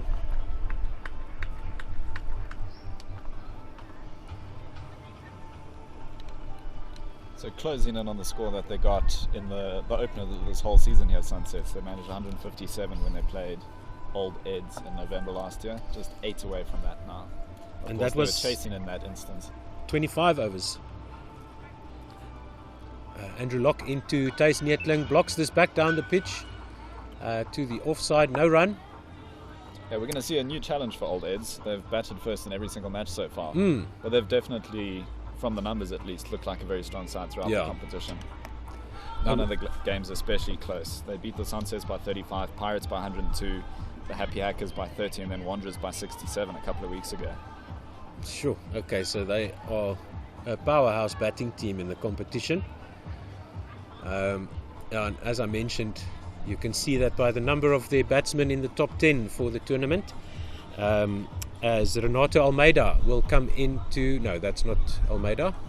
Let's see who is going to be bowling now. Or is it? No, there's Almeida. He's standing at extra cover. It's Kutsia. Okay. So, Lo Kutsia, he's played just one match so far. He bowled 2 overs in that game, went for 21 runs. So he'll be looking for his first wicket of the competition. Yes, indeed. Lo Kutsia, right arm, shortish run-up. And he bowls down the leg side, wide to Theo Blake. And that's 150 up for the Rising Sunsets. Yes, in 20 overs, exactly 7.5 run rate. Keeping the mats easy for us. Yes, thank you very much, Rising Sunsets. In again the right hander, and this time it's played out to long on. Drops just short. No just chance short. Of that going to the fielder. And Unless that he was willing to sacrifice his front teeth. Yeah, Blake getting a single there. Played the baseball style shot outside off stump, going down to long on. Almost a bunt where he stopped on it, Yes. which meant it did stop short of that fielder. Yeah, and Kutsia. This left-handed, right-handed combination causing very minor headaches for Old Ed's side as we see the delay between deliveries. I was just setting the field here. Old Ed's, Kutsia comes around the wicket to the left-hander now. Full and outside off stump and missed by everybody, including the keeper, down to third man. Swung in. So Kutsia getting some movement through the air as well with that pink ball. Swinging in from around the wicket. Dangerous delivery there, beating the batsman, the wickets and the wicket keeper for a 4 down to... So that's 4 byes. Yeah, the Central Gauteng League website. Did he get a bat on that? Yeah. Okay, so, oh yes, ball coming in and the batsman getting an outside edge past the keeper. Kutsia in again, and this is an appeal for LBW. I think I heard some bat there, but it's out to backward point for no run. Yeah, full on the pads there. On the pads, okay. Leg by is signalled as well. So these guys' pads are harder than what I'm used to. Or maybe it's just because there's so little ambient noise here. Kutsia comes over the wicket now, and this one beats the man at extra cover comprehensively. Theo Blake gets a 4 down to extra cover to take him to 13. Beautiful shot there by Theo Blake. Yeah, 160 for 6. The Central Gauteng League website describes this series as hard tennis ball. It's a very hard tennis ball in that it's a cricket ball that they're playing with. Interesting. Kutsia comes over the wicket to Theo Blake again, this time defended into the covers, and Netlin comes down the wicket for a single. Are they going to be backing up? They do take the single now, as the man backing up had to jump around and couldn't cut that off. The man had to, the fielder had to run in from the boundary to stop that from going for an overthrow 4. Yeah, and in the end, the confusions earned them a run. That's a tactical masterclass from Test Netling. Thijs Netlin, the left-hander, is now on strike. Kutsia is going to come around the wicket to him again. Final ball of Kutsia's first over and the 21st over of the innings. Let's see what Kutsia and Netlin do here. He comes in now, full outside off stump, and is that a nick inside edge through to the keeper? We're getting the batter has walked, and no need. Yeah, no need for the umpire to signal. And Kutsia gets his first wicket of the competition and of the match. Well done, Tim. Yeah. 11 runs off the over, but he finishes it with a wicket. Now we see Rising Sunsets 161 for 7 after 21. Obviously 4 overs to go, and that's the end of Netlin, who got just 5 here. Oh, what a beautiful ball by Kutsia there, shaping into the left-hander from around the wicket. The batsman had to play it. That was going for his stumps, got the inside edge through to the keeper, outside edge, through to the keeper for no run, and 161 for 7 after 21 overs. So Kutsia was really happy with that dismissal, still getting high fives from his teammates there as they're waiting for Bruce Forbes, number 9 for Rising Sunsets, coming to the wicket now in the 22nd over, 161 for 7. With a non-striker, as that wicket was the last delivery of the previous over. So far, Bruce Forbes, high score 26 in the competition, and the last time these two sides played each other, he got 12, also taking 1 wicket in his 5 overs. Okay, so let's see what kind of score do you think Rising Sunsets will be happy with here? Happy with, given where they are at the moment, I guess. 4 overs left to go, but not a lot of batsmen left, just 3 wickets. 185 or so, I think, would be. And they'll struggle to defend that, I think. Yeah, the 185 would be, I mean, Old Ed's lowest score so far was 173 in the whole competition. They've got 192, 194 and 221 across all their matches. Okay. This one from Blake is just defended out to cover for a single. Lock the bowler again. Yeah, Andrew Locke continuing from the golf course end, bowling his 3rd over. He's got 2.1 overs now, 9 runs and 1 wicket. So let's see what Bruce Forbes is going to do. Right-handed batsman facing Andrew Locke, the right-handed bowler. Another batsman who's opted out of the helmet. He's batting in a cap. Yes. This one is defended outside off stump for no run. Just to a point region there.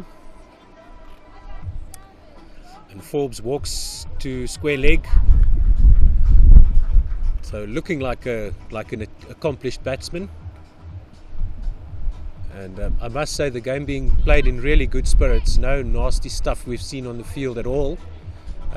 Guys are smiling and not even audible chirp here. The loudest fans around the ground getting some of their voices heard. This time it's straight to the man at extra cover. Caught off the bowling of Locke goes Forbes there for naught. Bruce Forbes off his 2nd ball he faced. He drives this one beautifully, but straight to the man at extra cover. Well caught there, close to the ground. And the umpire happy to give that immediately. Yeah, absolutely brilliant catch there. Straight to him, but still had to make it. Was really powerfully hit and low to the ground, so he had to almost sit down and managed to snag that catch. So 8 down now, the Sunsets. Yeah, 162 for 8, so it looks like they'll be happy if they just bat out the 25 overs. Yeah, exactly. You'd imagine Blake, as the established batsman, he's on 15, will probably do the majority of the run scoring from here on out, as it looks like Mohamed Ijaz coming to the crease. Yes, indeed. He hasn't, this will be, although he's played 2 matches so far for the Sunsets, he hasn't had an opportunity to bat just yet. I see. Okay, so Ijaz, and what a place to do it. Your first batting innings at the Wanderers. at the Bull Ring. Beautiful Saturday morning. The little clouds we have had have all but disappeared. Sun beating down here onto the field and onto half of Chris, and I'm sheltered here by the umbrella. One thing I forgot to bring was a hat today, so I'm very thankful for the lady here at the Wanderers helping us to organize an umbrella here. Yeah, we should maybe put that second one up. After a very brisk morning, we are now being treated to a hot day at the Wanderers. Yeah, Andrew Locke to continue, and he bowls to Ejaz, who drives this very nicely down to long on for a single. He's off the mark in the competition and here today in the final at the Wanderers. Blake on 15. Theo Blake is still there, 163 for 8, the last hope, I would think, for the Rising Sunsets. He's facing Andrew Locke now from the golf course end. This one is shortish, and he jumped onto that to guide it down to backward square leg for a single. And Mohamed Ejaz will get the strike back. Well, if they can get 6 and over from here, that will take them to over 200. No. 18 more runs, 180. Oh, you're right, 183. Andrew Locke to Ejaz, who just defends this down into the pitch for no run.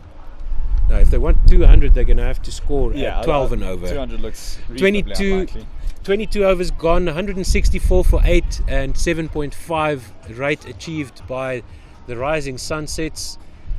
2 wickets to get for Old Eds if they want to stop Sunsets from batting out their overs, and surely if they can manage that.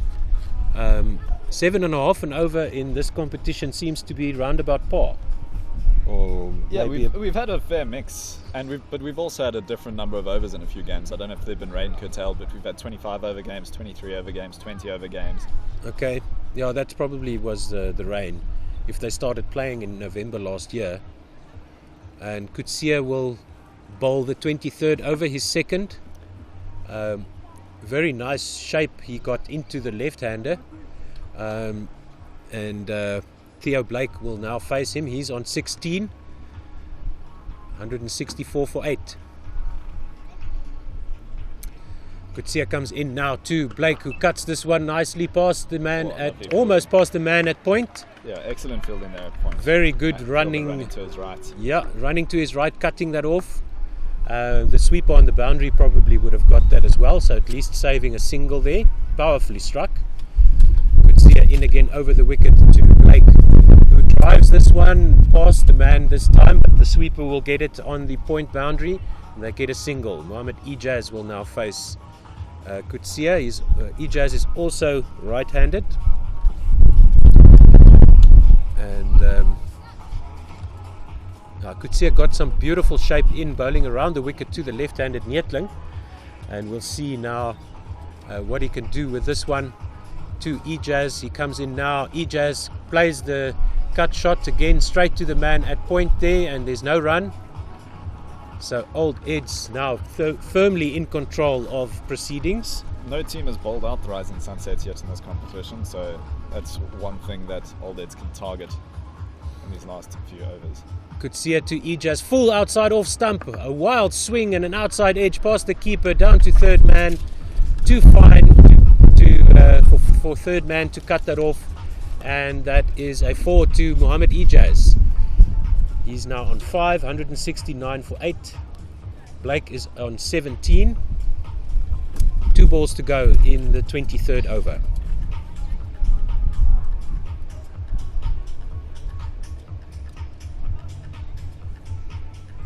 Kutsia comes in now over the wicket to Ejaz, and this one, was that an outside edge? No, beaten, all ends up. Forward defensive by Ejaz, beats the outside edge there, and through to the keeper.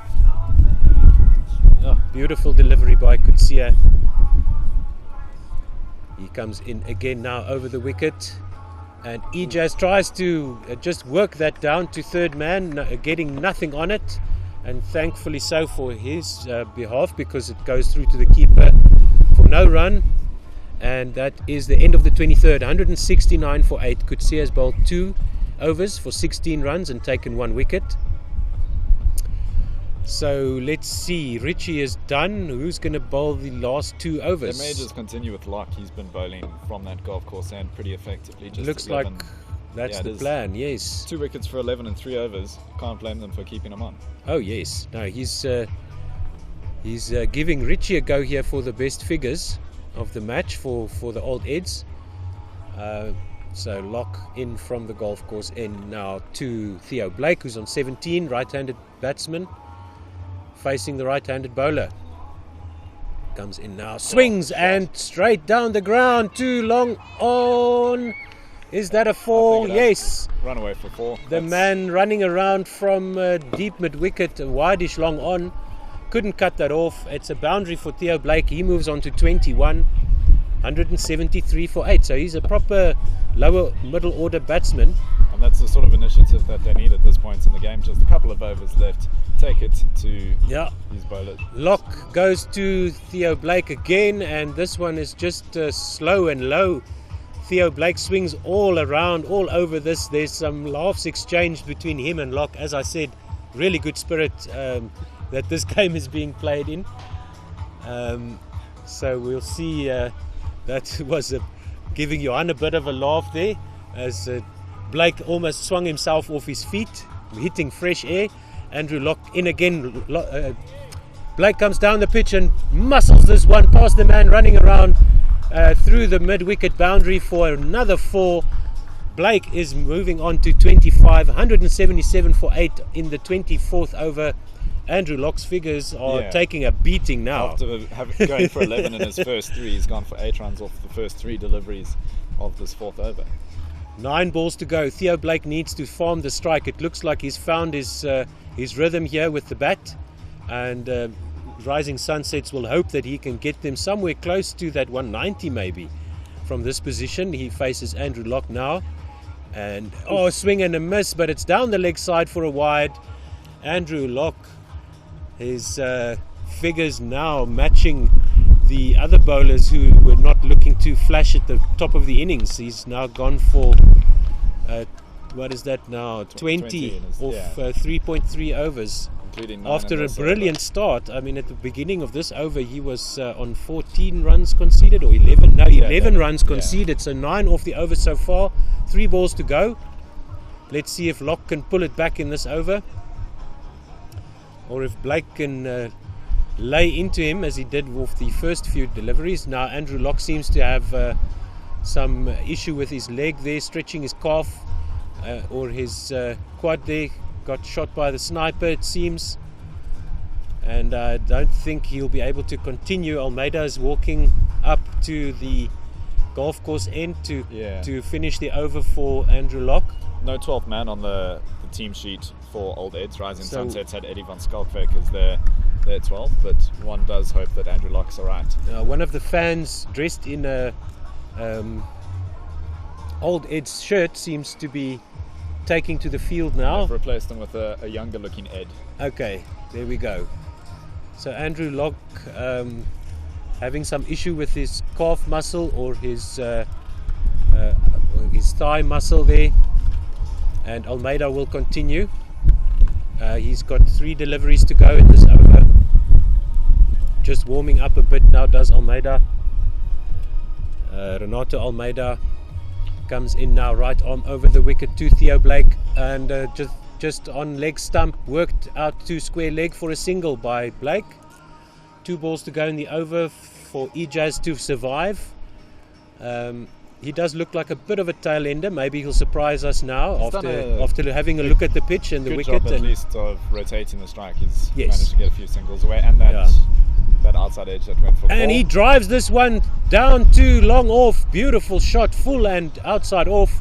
It's a shame that you only get a single for a shot like that. Oh yes, no, that was straight to the fielder on the boundary. If that man had been inside the ring, well, he might have been caught, but it would have been 4. And this time Blake cuts this one through cover.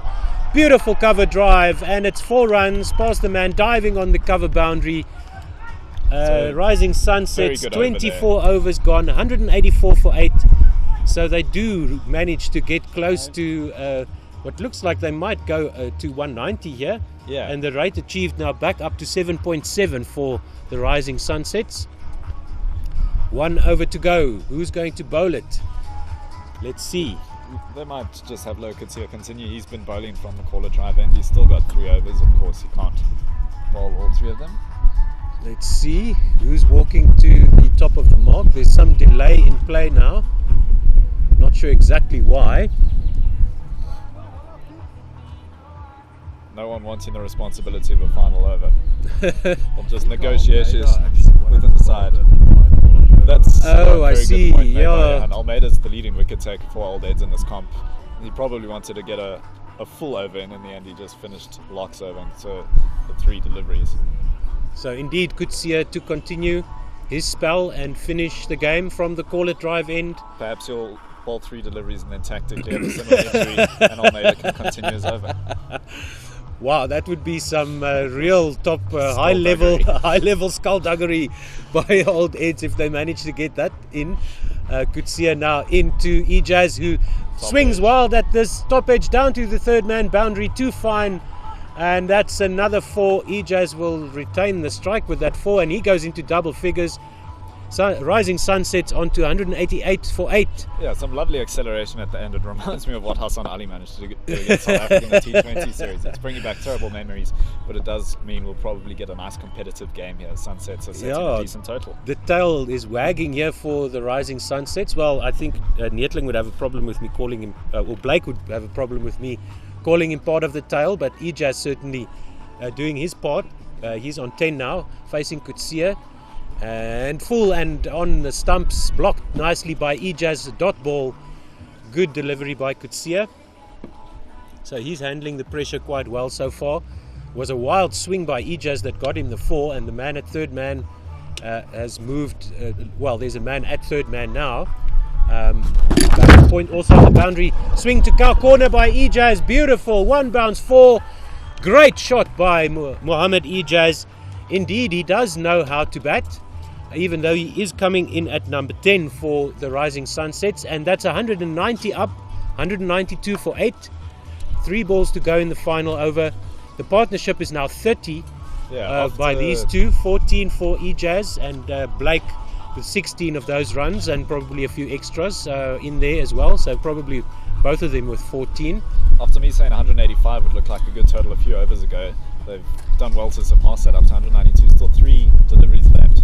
Yeah, and the run rate creeping up to 8. 192 for 8. 3 balls to go. Coetzee comes in to Ejaz, who steps back into his crease and works this one down the leg side. Leg buys, I think. Leg buys. They'll still go through for at least 1. They think about 2. They get 2 as there's some casual fielding down at fine leg. Ejaz will face the next delivery.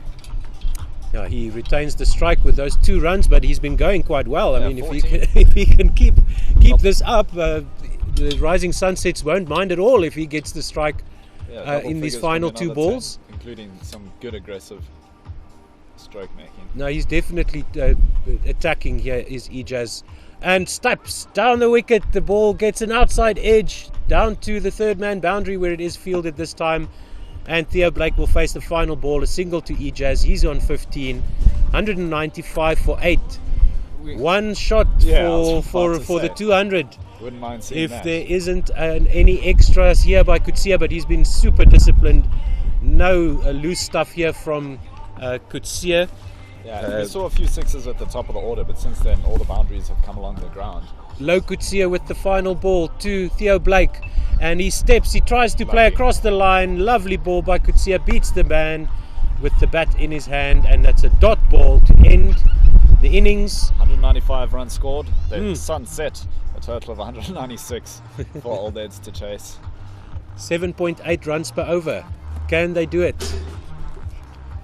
We'll have an innings break now and a commentary change, and we'll be back in a few minutes. Yeah, I might do a quick scorecard summary. Yeah. At the top of the order, Nike scored 42, Razul 25, Brand got 32, Johan not quite getting off the mark, he got 3, Shaper got 20, Kruger got 5. We obviously saw Blake at the end there, he finished with 30, Tace Neetling got 5, Forbes got 0, and Ejaz there at the end, 15 not out. Amongst the bowlers, we got 3 wickets from Richie, 1 from Kutsia, 2 from Locke, and 1 from Zander de Bruin. 195. I think that's a very good competitive total. I think we've got an exciting afternoon of cricket ahead of us. I agree. And another feature here for the Over 40s League, a lot of the players having their kids come onto the field. What a special occasion that is to join your dad on the field at the Wanderers after seeing your dad bowl and field here at this iconic venue. So do stay with us here on Pitch Vision. Once again, this broadcast is brought to you by Evergreen Lifestyle Retirement Villages. Please go and visit them. Yeah, 10 they are locations supporting us today. Yes. across South Africa, including one in Zimbabwe, if you want to live the good life down Oh, there. nice. Yeah. And the Veterans Cricket Association of South Africa. Have a look at their website as well. I mean, in both occasions, you can just Google them. The website will be the first result. I think we'll see you in about 15 minutes' time. Yeah, let me for give you the second those. innings. Let me give you those web addresses: vcasa.co.za. That's for the Veterans Cricket Association of South Africa. Over 40 qualifies you to play in the Veterans League. So go and have a look there or get involved there. They've got some really nice initiatives going there to get more people involved with cricket. And then, of course, evergreenlifestyle.co.za. Thank you very much.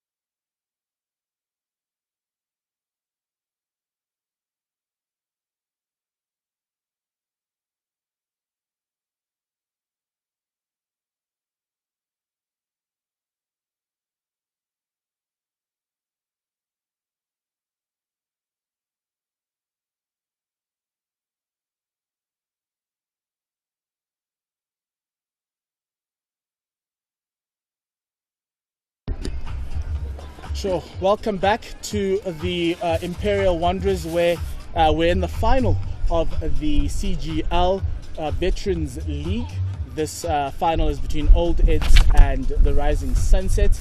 The Rising Sunsets batted first, and they put up 196. I was very disappointed with the total, Chris, and you can let me know about this, because they effectively scored 100 runs in 15 overs. Yeah, it was the perfect example of boring middle overs, I guess, where they were very aggressive at the top, as we've seen them do throughout the competition with Razul and Nike, and then Derek Brunt continued that to a certain extent, and then it was very quiet in the middle with the Old Eds bowlers doing a good job restricting them. And then right at the end, when it looked like 180, 185 would be a good score, we saw some boundary hitting from the last two batsmen, and they ended up with 195, so target to get 196, and this is the first time we get to see the Old Eds chasing. As we see Warren Dugmore face the first delivery, which he just plays down to Kruger. the third man Yes. region, and they go through for a single, so off the mark pretty quickly. Warren Dugmore, one of the many players here with some first class experience. He's got 13 first class matches, 16 list A matches, and he has two first class hundreds. In fact, he's also been good throughout this competition with a high score of 91. The other opening batsman is probably going to be Craig Lyons, who's played 9 first-class games for Oxford University and took some great catches. He was the man behind the stumps in the first innings here. And he is their wicketkeeper. Yeah. And so the bowler is Colin Kruger. He's gotten 4 wickets in this tournament. We're hoping to get a little bit more. First ball was down the leg side. So they're trying to sort out their field placings. And comes right arm over into Craig Lyons, who just drives us to one of the men in the covers. It rebounds off of him and gets picked up by the fielder next to him, and they go through for yet another single. So majority offside field. There's essentially 3 fielders on the leg side, and the 2 men out in the deep outside of the ring in the power play, the 6 overs of power play, are the fielder at third man on the boundary, and there's a sweeper at point. So essentially what they're asking from Colin Kruger is to bowl outside the off stump to the left-handed batsman. Yeah. Kruger in again to Dugmore. This one is rapid into the stumps, but Dugmore expertly just plays it off his legs, and it goes down to the square leg region for 4. So first boundary of the innings, and already 6 runs off the first 3 deliveries. Fortuitous runs there off the inside half of the bat, but essentially with having no fine leg is a bit of a problem, and now you're seeing the captain of the Rising Sunsets now making that adjustment, moving the fielder out of extra cover all the way to square leg and keeping that fielder out at the third man boundary and bringing in the sweeper to cover, and so just allowing Colin Kruger to err slightly if he wants to just go straight, because obviously he's bowling to the left-handed pads and you don't want that. Still has a slip, and that one just goes a very good ball there from Kruger, swing and a miss there. Short one that Dugmore missing out on. Yeah, you can see the plans to mirror what the Sunsets did and just go from ball 1, take advantage of the fielding restrictions right at the beginning. And very strong batting lineup here for Old Eds. They've got 4 players in the top 10 run scorers in this competition, and one of those is the man on strike, Dugmore. He faces up again. This one, a good delivery just outside off, defended after the false shot on the previous delivery into the covers. That's a dot. Yeah, so you already had that early boundary in the over. Buys you some time. There's no need to rush. Everyone assumes that obviously with the limited number of balls you have to try and hit from ball 1, but actually it's about getting your eye in, and you can capitalize on the back end, but just always looking to rotate the strike. Final delivery of the first over is a foolish one, again on Dugmore's pads, and again he just flicks it beautifully as it goes through to the mid-wicket boundary this time and runs away for 4. The ball comes over to us. Second boundary of the over, 10 off the first. Leg stump half volley will be punished, and that one punished very well, especially if Last game between these two sides, he took 2 wickets in his 4 overs. Yes, he did. And so you've got the 2 fielders behind square being fine leg and third man. There was still that slip to Craig Lyons.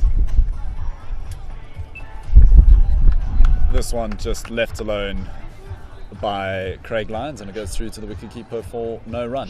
Normally when you've just got the fine leg and the third man, He wants to bowl it straight, so that any edges need to be protected, especially and this behind one square. just dabbed down to the man at third man.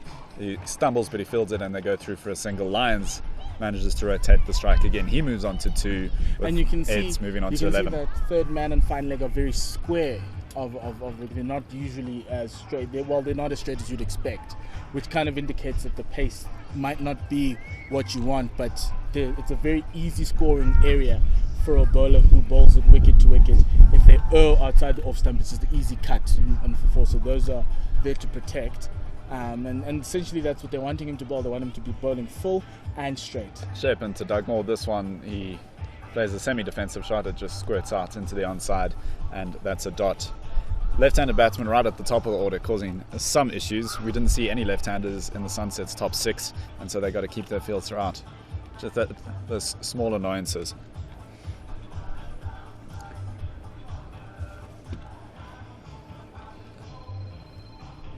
Schaefer continues to Doug Moore, right arm over. This one's a lovely bounce. It goes over the head of Doug Moore. That's 1 for the over. It's not signal. Oh, it is signal the wide in the end, but by not the square leg umpire, but the umpire behind the stumps at the non-strikers end.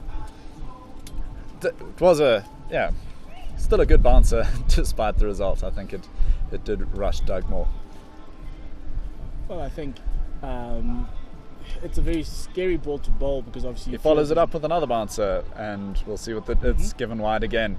Well, bowling short here just brings in if the batsman can get connect to the ball and get it over that inner ring. There is no protection square of the wicket, or even in the deep, like in the 45s, mid wicket and at extra cover on the boundary. So it's just going to be. Might be easier for the batsman, but the line is the problem. It was his 3rd attempt at his 4th delivery in the over, and again, it's given wide. This one not for height, but instead just outside off, unfortunately. Strain a little bit there as old Eds move on to 14 now. And you don't want these extras because it just eats into a total that only requires 7.7 runs and over. So... Shape, and again, this one just flicks off the pads of Doug Moore as it goes down to the man at fine leg, and they go through for another single.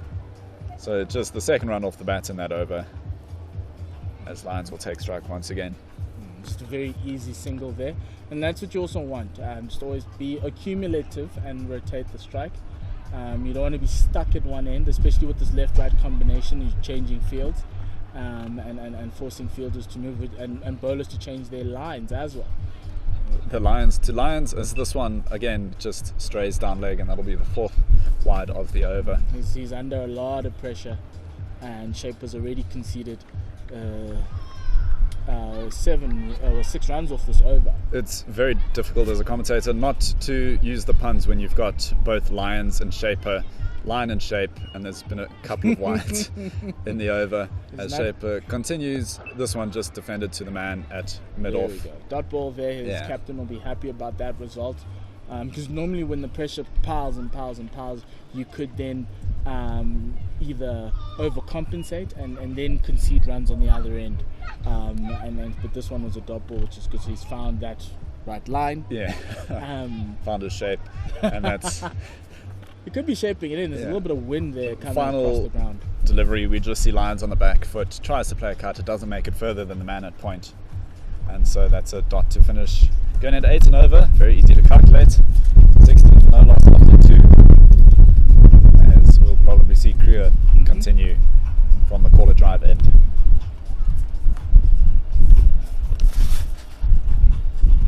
Yeah, Colin Kruger is a list A fifer. Yes, I think he's the only one who has a list A5. Well, Zander de Bruyn's got a few of those, but at least on the Sunset side.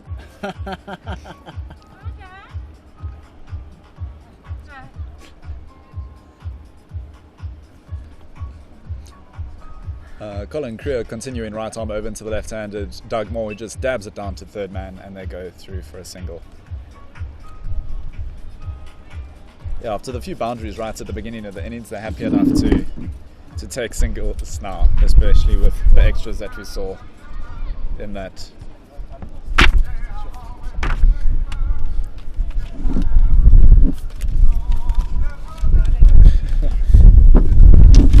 as the wind's picking up, it's probably affecting us commentators more than it's affecting the cricket on the field. As again, we're having to see fielding changes with Kriya getting ready to bowl to the right-handed Lions.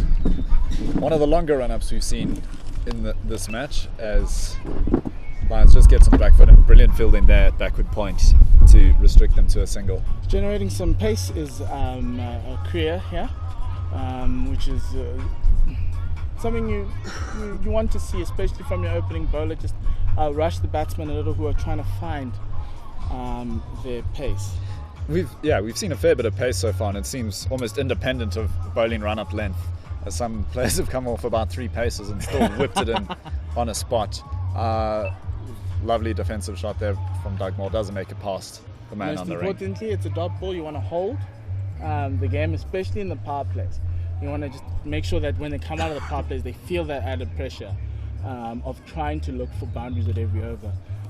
If you go at the rate at which the Sunsets went, they just obviously missed the trick by not getting those 20 extra runs to them. It might hurt them, but they have a very good bowling attack. So we'll just hope that they'll be hoping that they'll come into the game, because it's very even contest here. Thick outside edge this time, and it just runs down to third man. Yeah, after a few boundaries, just lots of singles in the following overs. As we see now, Old Ed's 19 for no loss.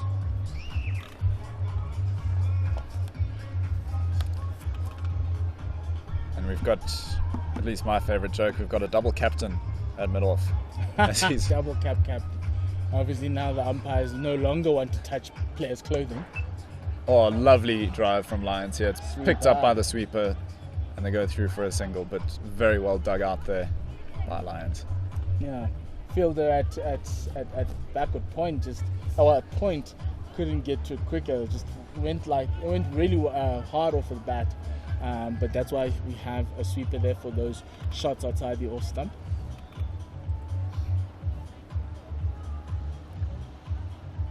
Final delivery of Kriya's second over, and just defended into the offside for a dot.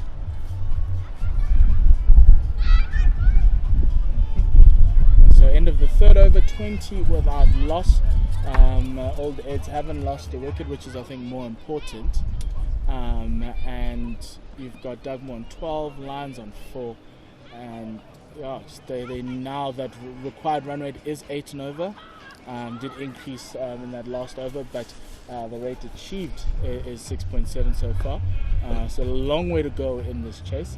Looking at the lineups, Old Ed's probably not quite as dependent on their top 3. They seem to bat a little bit deeper with established players all the way through that batting lineup. Garfield, Zander De Bruin, Yeah. Almeida, really good batsmen in this league. So they'll be hoping to bring their side home. That one just played out to mid-wicket, shortish mid-wicket for a single. A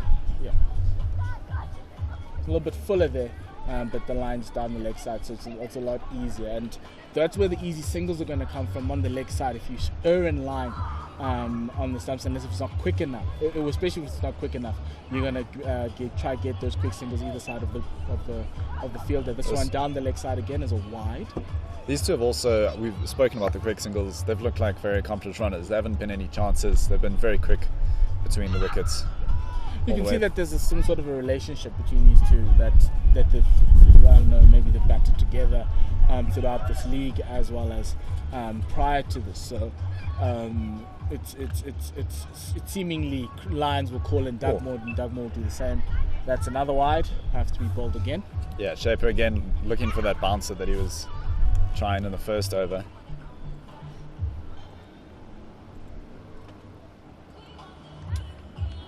Yeah, if you have it in your arsenal, it's very tempting to bowl a proper bouncer.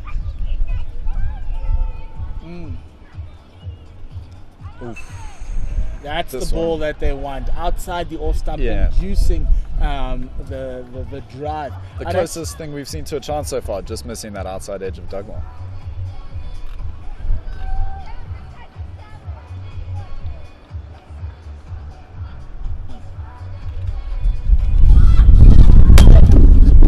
Oh,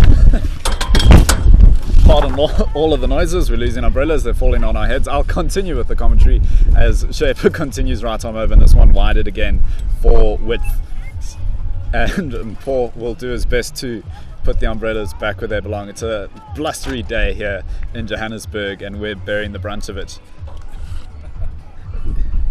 Yeah, maybe we'll just rely on our hats for a bit. We'll get a bit of a tan, and we'll put the umbrellas down. Another attempt at the third legitimate delivery. This one's a short one, but it doesn't... Oh, it's wider down leg side, unfortunately. I was about to say not wider for height, as it was, really in at the body there of Dugmore, but wider down leg. Okay, so back after that situation. Keeping us aware, keeping us interested. Shaper's going to tie himself out here. He's bowling very long overs. This one, he does bowl on a good line just outside that off stump of Dugmore, and it doesn't make it further than the man at mid-off. And so for the extras are piling up, but that's a good ball just outside that off stump, a little bit fuller. Induce the drive. I'd even go and say possibly move that man at extra cover out and possibly put him in on the leg side to just try and get him to drive a little, or even get a second. And there is that go to drive, but unfortunately just wided. The fielders thought a very good delivery. I thought the same, but the umpire thinking that one just outside the lines. Yet another extra. The extras move up to 9 in a total of 26. It's really hard, obviously, bowling across to the left-hander.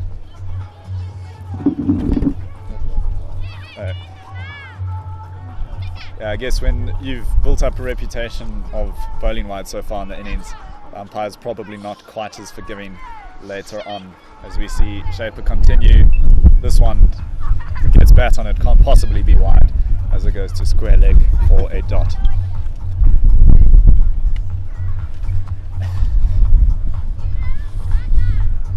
Ambitious bowling, even more ambitious here from Import, trying to put the umbrellas up. Again, we'll see how that bears out.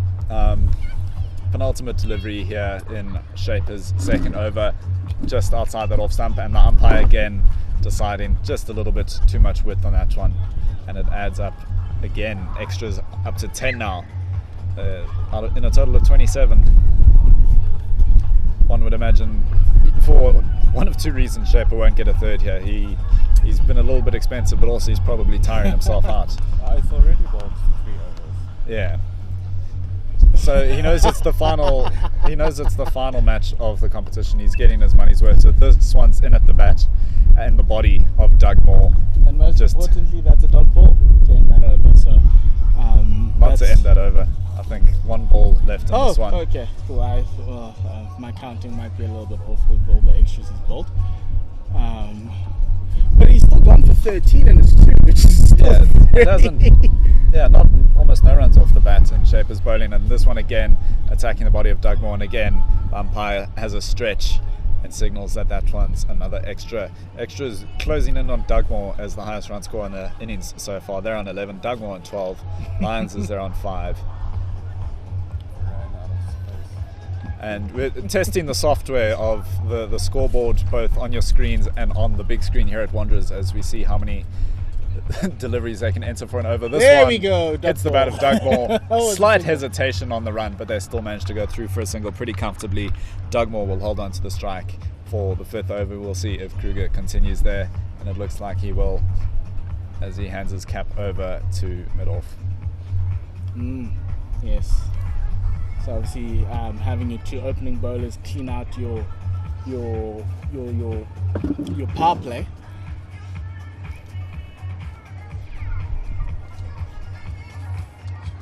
We'll see exactly if any plans change, how the fielding will adjust. Right now, the 2 men outside the circle are still the 3rd man in the fine leg. Otherwise, everyone on the ring or just inside of that. We've got a mid-off, a mid-on, as Kruger's going to continue right arm over the wickets into left-handed Dugmore. This one's skied, it's up in the air, it's probably going to be taken at square leg. Safe hands, celebration. That's a big important wicket as we see the end of Dugmore. He's one of the higher run scorers in this competition. He's gone for 13 runs in the end. That was short in the body, not giving Dugmore any room, and that fielder there at square leg was right there for that for that missed time. Had to move just one step, took a step forward. nice textbook catch. They aren't always taken when you're out of practice and you haven't been playing a lot of cricket, but that one, good safe hands from obviously an experienced cricketer. And now we'll probably see Garth Flint come into the batting crease. It's a good sign to see a batsman off the field for Sunsets, but another one comes on and he's Old Eds' highest run scorer in the competition and the third highest run scorer overall. He's got 144 runs, including 100. That is Garth Flint. He scored, especially when you're trying to restrict. And that's exactly what he does. He follows it up with a good delivery on the off stump of Lyons, who just defends it into the covers, and that's a dot.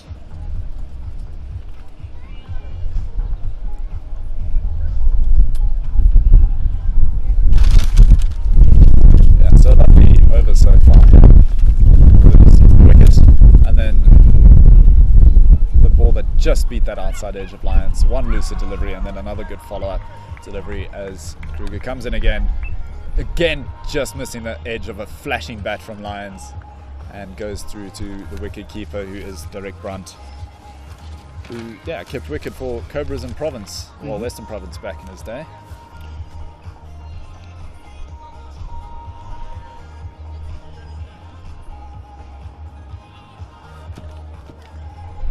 So 5 deliveries in this over, 1 wicket, 4 runs. That last ball was short, but it did not give Flint any room to lay bat onto that. Final one, maybe strained a little bit down leg, but Lyons is happy to defend it to that man at mid-on, and that's another dot. So 4 runs off the over, 1 wicket. Very important over here in the power play, and well bowled by Kruger. Yeah, so end of the 5 overs, 33 for 1. 120 balls left in this game, and the required rate just edging up slightly from 8 to 8.1. And the Rising Sunsets need wickets, but they'd be happy with where the game is going at 6.6 runs and over our Old Eds, even with the amount of extras that are being bowled. You could imagine how much more they'd be how much more they'd be ahead in the game if they had not bowled. Although we don't know how differently the batsmen would have gone if they weren't able to rely on those extras for the extra runs. As we see Tace Nietlin come into the bowling attack, he's replacing Shaper at the golf course, and he's taken 5 wickets so far in the competition, and he's gone at a very good economy rate of 5.2.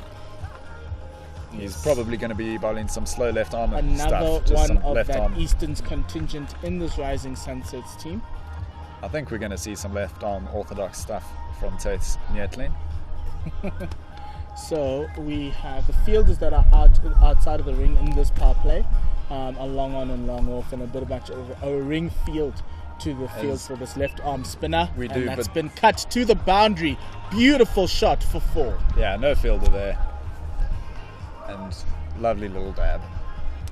Well, if you're gonna bowl it short and wide, it's just easy for Lyons to just wait and just rock back and put it past that Flint's field in in fact, the ring. that one. Garth Flint gets off the mark with the boundary. He'll be pleased.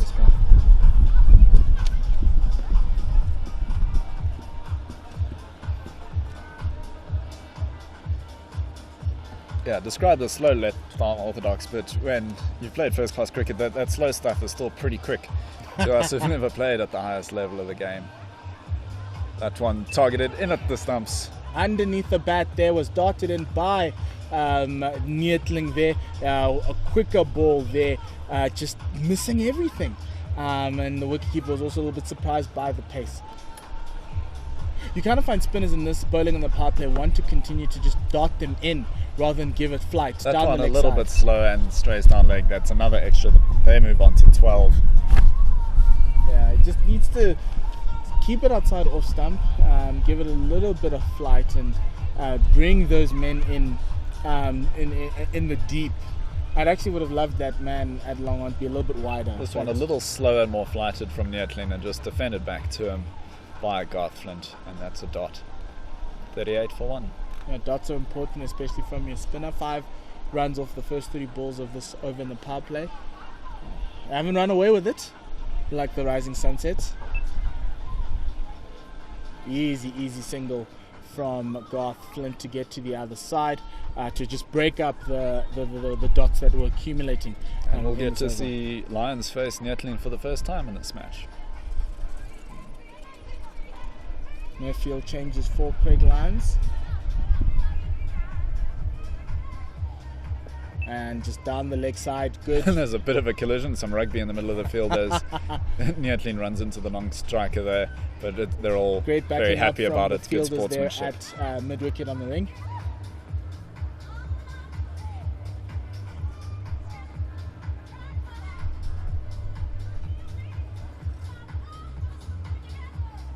That's a full toss that was missed out there. Played out to the fielder at extra cover, and that ends the over with 2 dot balls. 6 runs coming off of that Neatling over, and the end of the power play, 39 for 1.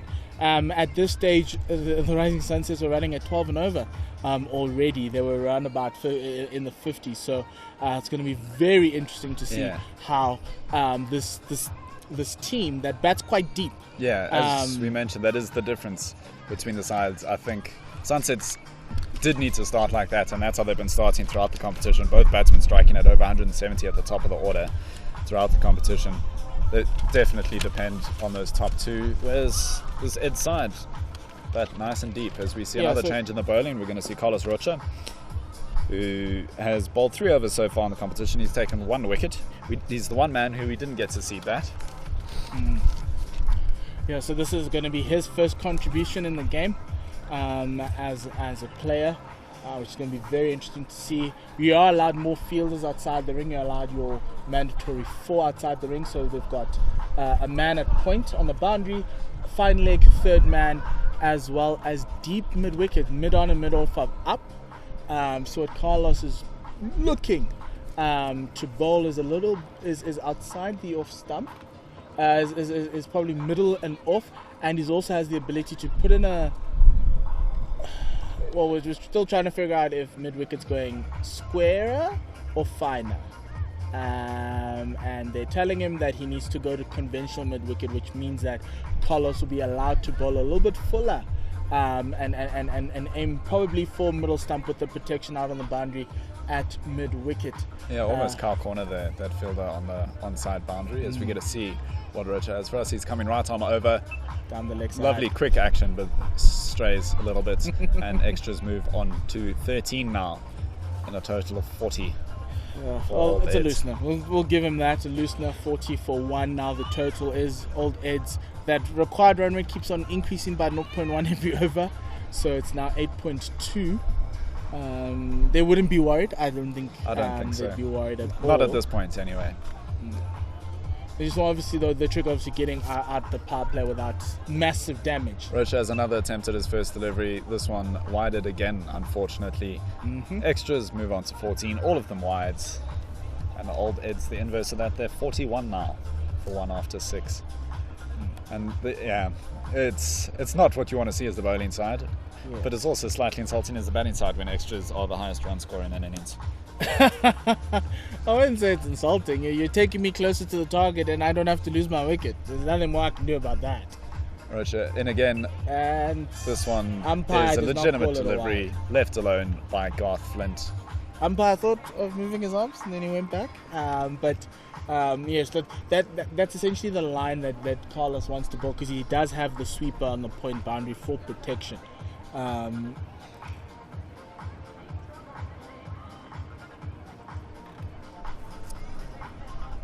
There's also, I think I'd like for him to also throw in some short balls to see. This one isn't especially short, very full, but picked up by the sweeper there in the covers, and they'll happily go through for a single in the end.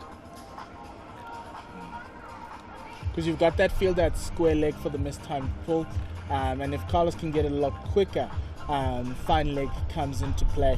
And fine leg's also there for him straying down the leg side too much, especially bowling it full. So he's flashy shot here from Lyons, but doesn't get bat on it, and it goes through to the wicketkeeper. Back of a length ball there from Rocha. Very still tight on the batsman, and a little bit quicker for Craig Lyons. We've seen him struggling for space a couple of times there, trying to play that cut shot, and it just seems to rush him and goes through to Brunt.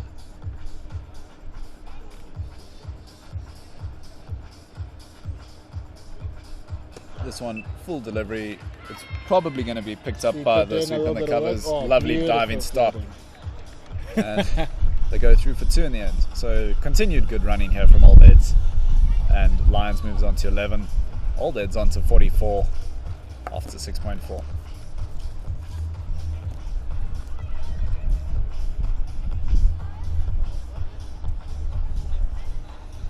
Penultimate delivery here from Carlos Rocha.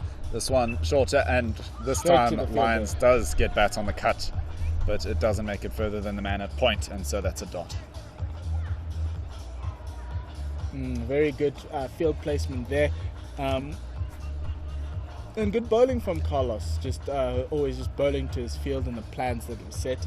It's very refreshing to see a bowler actually do that, especially in this format of the game, because half the time the batsmen do not allow. Oh, that one's a happen. full Oh, toss. no. The first no ball that we've seen in this match, and it's pulled away before we've got an apology from Rocha. But I think Lions is pretty pleased that he got a scrumptious full toss, and we do have a free hit to follow that up. So obviously no fielding changes. They'll have to bowl that one to exactly the field that he set. And yeah, first free hit, first no ball of the entire match, first free hits of the match. And this is the over that they were looking for. 10 already off with a bonus coming in, and you can't even lose a wicket. So they'll be hoping to try and clear the boundaries here. Because they did not rotate the strike, you have to stay. The field has to stay the same way.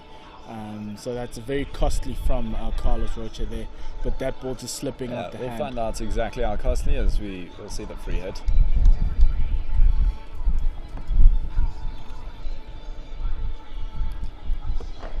It's a good follow-up as it hits that man sweeping on the offside very quickly, and so they only manage the single in the end.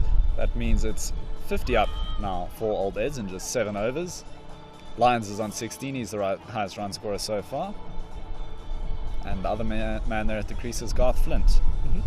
So obviously looking at the Rising Sunsets, the Rising Sunsets got their 50 in their first 26 balls, and so you can see the difference, 50 and 57 balls versus 50 and 50 in 26 balls. It shows you the effort in those middle overs that the Old Eds bowlers brought through to try and effectively restrict the Rising Sunsets to a run of ball. But also over that easier last 15 overs. to pace your innings when you know what you're chasing here. Old Eds know that they don't have to go 12 runs and over, that they can afford to be a little bit more circumspect, get themselves in at the top of the order, and they've also been given quite a few free runs by the Sunsets bowlers. As we see a change, it's Taste Netlins continuing with his left arm orthodox. This one into Lions, just driven to long off. As it looks like we see some off spin from the long off fielder as well.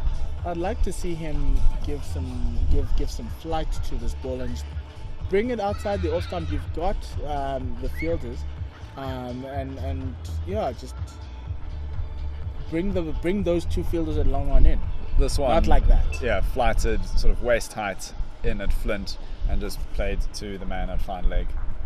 I think there was contact, so it's not going to be a wide. So there's a run. So extras remain at 15. Just give it some flight. Let him come and draw the batsman towards you. We've seen decent changes of pace from Netlin. He started very quick and then was slowly bringing it back a little bit. This one again darted in at the stumps of Craig Lyons, who just defends it into the offside, and they go through for a single.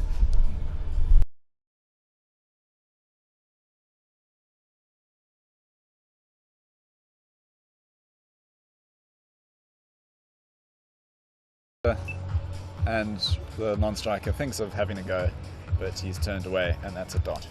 You kind of feel like his job in this team is to just slow down the run rate and restrict the batsmen to fours and singles. He's not giving them anything. He's just darting it at the feet of the batsman, bowling those slow left arm Yorkers. Yeah, he did take 2 wickets in the last encounter between these sides, as this one's a bit of a full toss, which just level-headedly put away there into the offside for another single. Just going through a little bit of a mini tornado here at the one. The wind's up, the music's playing, lovely atmosphere on a Which is why it would Saturday be afternoon. beautiful for him to just give it a little bit of flight. Let the ball drift a little. And see Some what's gonna natural happen. drift. This one shorter again, and Lions just plays that off his pads to go through for another single. Yeah, so end of that over, 55 for 1. 8 overs into this chase. Run rate's now up to 8.3 with Old Eds requiring 141 of 102 balls. Still very much doable and possible for this Old Eds side, just converting, just doing singles and twos essentially. Well, actually, I don't think we've seen two so far. But it's Lots just of mostly well-run singles. There haven't been any chances. Which also speaks to how good the fielding has been, and I've been impressed by the sweeping, the outfielding on the boundary. It's been quite good from this Rising Sunsets team, as we see Rocha resuming from the caller drive end.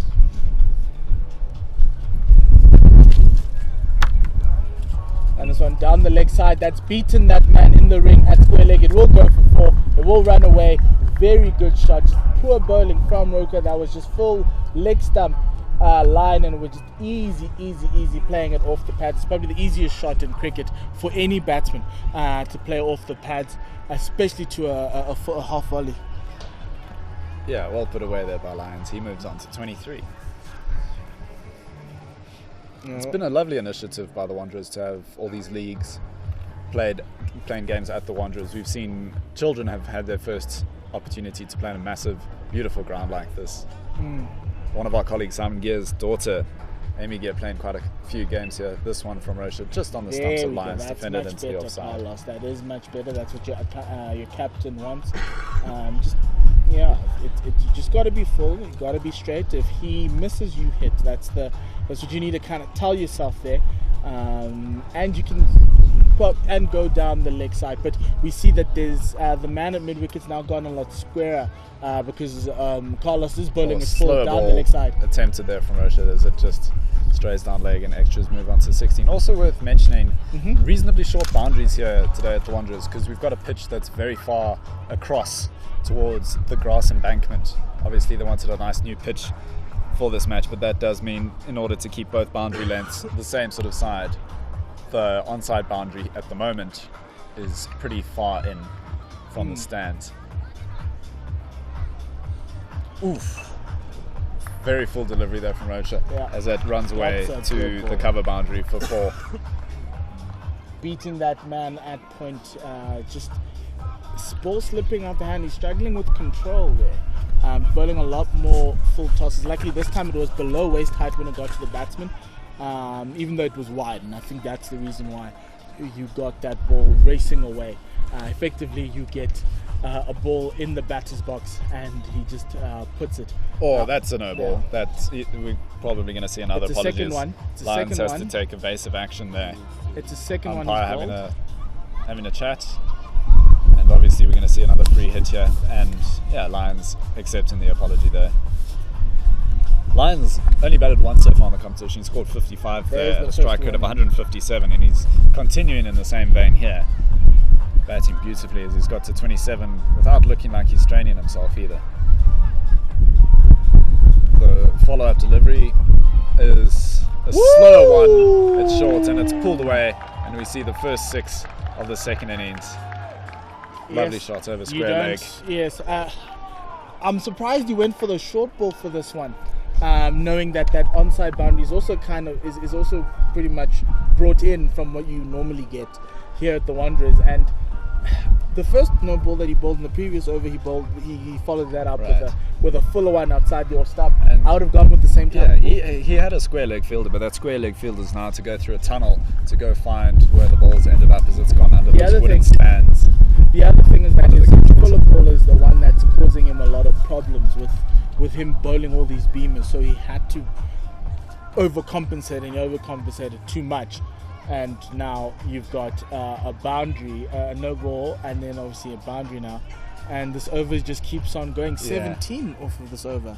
And 27 in his 1.4 as that is abandoned. I think Lions just wasn't quite ready for the delivery. And that fielder at square leg keeps on going fine and fine. Now he's at deep backward square. just chasing leather here. Are the Sunsets who are now. It does look like the square leg umpires signalled another free hit. We'll have to get some sort of confirmation of that. I don't know if there was an issue with fielding changes, as we saw the square leg umpire point around the field, pointing at fielders. That's another 4 down. Erring again down the leg side. This time it was Fuller, and it was easy for Lions to get bat on that and races away past the fine leg, who is a lot finer than I would have expected him to be. And it was an easy 4 runs to Old Eds. 1 ball to go. This over's gone for 21. And the other effect that's had is the rate achieved so far is now ahead of the rate required, as this one just cut down to third man for a single to finish it off. Yeah, quite expensive. Rocha now gone for 32 in his 2 overs, and it means the required rate's dropped to 7.5. Yes, which is what Old Eds would want, overs like this, and they will latch on to them. Though obviously the question, it makes the captaincy a little bit harder, because do you give Rocha another bowl? Is this over one of those pressure overs that you normally get sometimes, and you just hope that he's going to come back, or do you just try find someone else who can kind of come in and take some of the overs off of Rocha? Obviously the balance of the side in limited overs cricket is very key, because when you have a bowler who's being found, who the batsmen find quite easy to face, you might need someone else to come back. Netlin continuing with his left arm orthodox. This one just to finish the offside. Yeah, a couple of headaches here for the Sunset captain, as Shaper was quite expensive with extras earlier, and now we've seen the same from Rocha, obviously restricting the bowling options that he does have, as this one almost a full toss just played to the man at long on. And they think about 2, but one of the batsmen thinks about 2. Lions is happy to be at the non-striker's end. Yeah, just a full toss. Netlin not getting his length right today. He's just, it's very hard, because you have to bowl it full all the time, like that last one, driven to that fielder at bringing that long off into play for another single.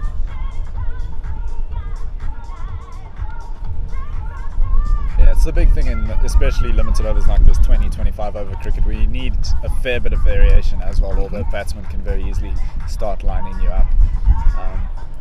And with that shot, it brings up the 50-run partnership between these two. 50 runs, Lions is on 40, with Flint on 9. And extras is a very big contributor in this partnership as well. So don't count him out as well. Penultimate delivery from Netlin, just circumspect shot to the man at long off. Happy to go through for another single. Well, look, the run rate required allows Old Eds to just look for singles, and the bowler here, being Netlin, is just enabling them with this length. It's easy to just come forward and just play it at the pitch of the ball. This one a quick one at the wickets of Lions, and he just plays that to the man at point. But also, when a few of the bowlers have been expensive, you know that there's some bowlers that you don't need to attack. You can happily see out Netlin. He's gone at 5 and over.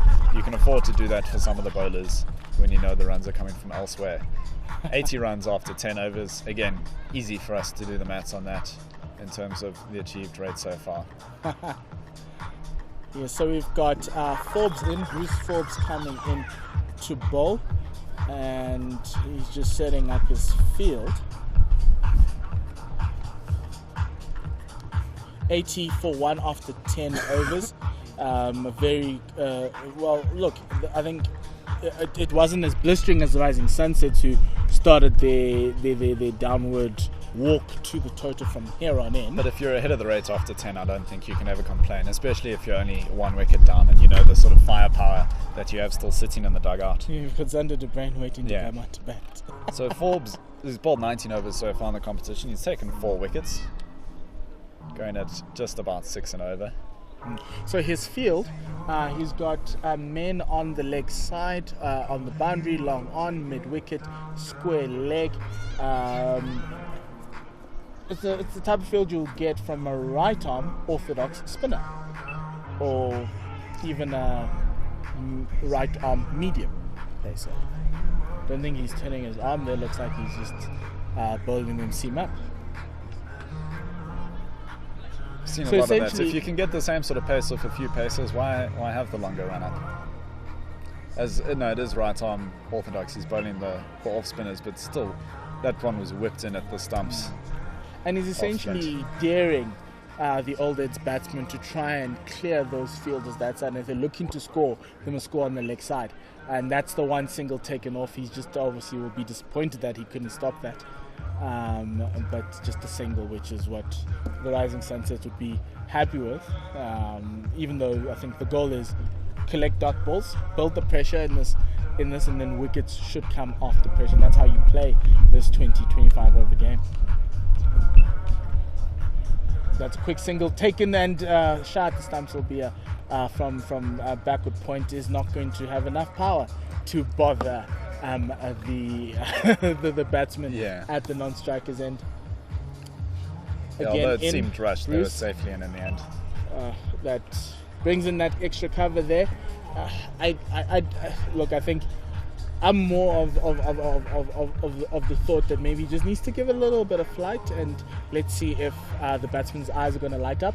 That one's wide outside the off stump, and swing and a miss there from Garth Flint. He's going to be angry that he missed out on that one. You can see the frustration on his face, and lovely economical over there from Yes. Forbes. Just the 2 runs off of it, trying to bring that pressure back into it, and as you said, hopefully bring a wicket at some stage. That's the big thing, is 11 overs in and just the 1 wicket so far. Yes, and it's just a semblance of a mini drinks break as the Old Eds batsmen get a little bit of water there. Taste Neertling's going to resume, so we've got spin twins on either end. Neertling doesn't have a similar field to Bruce Forbes, as he's got a man at long off for that problem, that inside out shot down the ground, that mistimed one.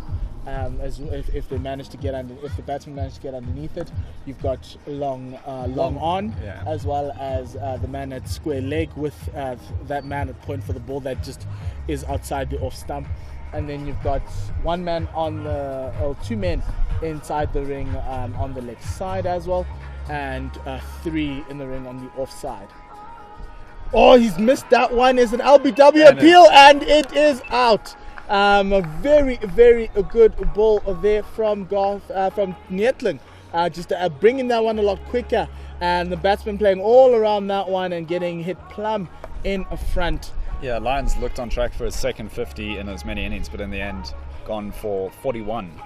So it makes it 96 runs that he's got in the competition. 41 runs or 36 deliveries. Of course, the only 6 that we saw, that lovely shot off the free hit, and then also 5 fours in his innings, which means we'll most likely see the Test international, or Test player that we have in this Old Eds lineup, Zander de Bruin, come to the crease.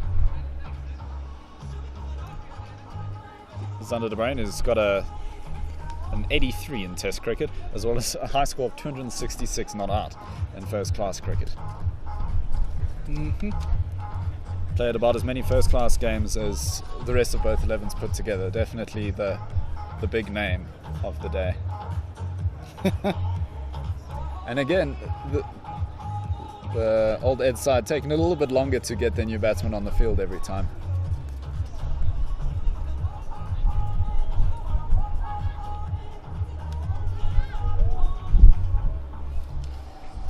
So Zander de Bruin walking into the middle. He's had some. He played for South African Legends in that road safety World T20.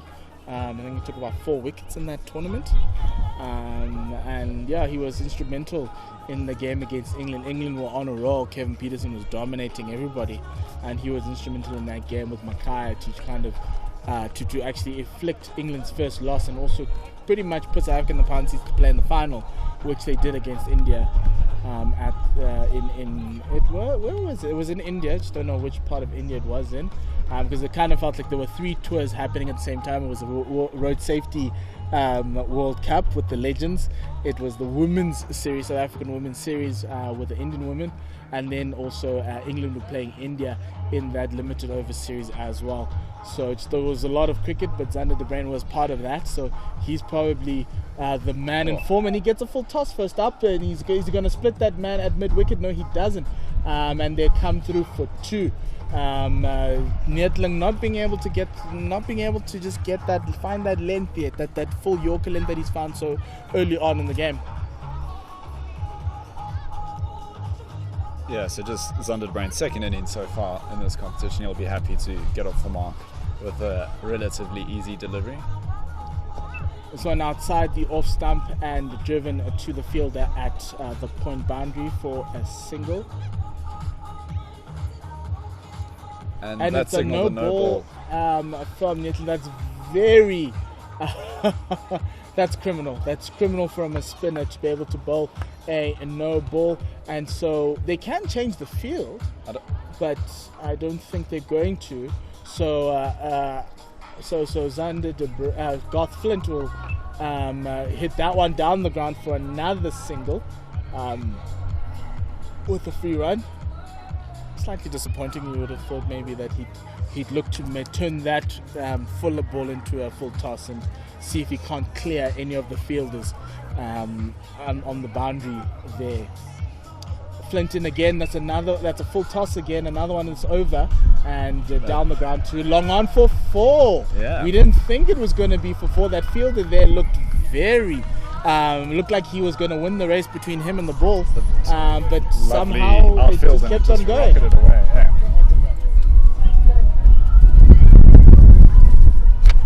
– 91 for 2. The score goes on. Zander de Bruin with his first boundary in the space of the few balls that he has faced. Yeah, hasn't taken any time to get used to being at the crease, and this one he's happy enough to defend. There was the one that a little bit of flight there, but he dragged his length a little bit, bringing the batsman forward. There is no slip or any batsman around, so it's an easy one for Zander to just play back to the bowler.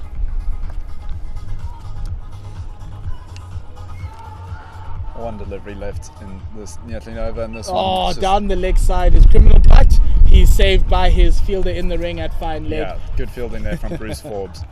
The diving stop prevents That any ball. runs off of it, and that means Neethling's going at just 6 and over, most economical along with Kruger in this Sunsets lineup, and Forbes as well. Well, So Forbes it's been an innings of two halves in terms of the rates that bowlers have been going at. The middle overs is where this game's going to be won by the rising Sunsets, and it's bowlers such as Neethling and Forbes who are going to try and bring it back and leave quite a bit for the guys at the end. As you see, your quicks are erring with the extras and going down and with the no balls and the wides, and so you kind of need Bruce Forbes to hold this innings together. So far he's gone for 2. Is there an interesting part or just no? So the border versus normal. First ball in that over is a dot ball from Bruce Forbes. Similar field to what he's gotten, except yes, so he's got protection on the offside with a sweeper and 3 men on the leg side catching. But this one is outside the off stump and cut very well by Garth Flint for 4. He waited on that one outside the off stump and just beautifully guided down to that boundary. Another boundaries are not what you want from your middle overs bowlers. It just eases the pressure, especially early on in the innings, eases the pressure from the batsman. Next one, this one is missed. There probably was bat there. Was a lovely shot there, a little bit of a boundary. So he's now got 5 fielders outside the boundary, and he bowls one down the leg side. A little bit of bat there, but the fielder in the ring at fine leg doing his job. So another dot ball in this over. So there are 5 fielders out on the boundary, 2 on the offside and 3 on the leg side. This one driven straight down to the fielder at long on for a single, ending as 1 last ball left in this over. Ending that over. Essentially 5 coming off of that over from Forbes. and the leg bye as well, and so you've got And the deficit now into double figures. 97 off 2 at the end of was essentially at the halfway stage of this innings, needing 99 off the 72 balls to win. Yeah, one does think that Old Eds are very much in the driving seat at the moment. We'll need a couple of breakthroughs to change the complexion of this game.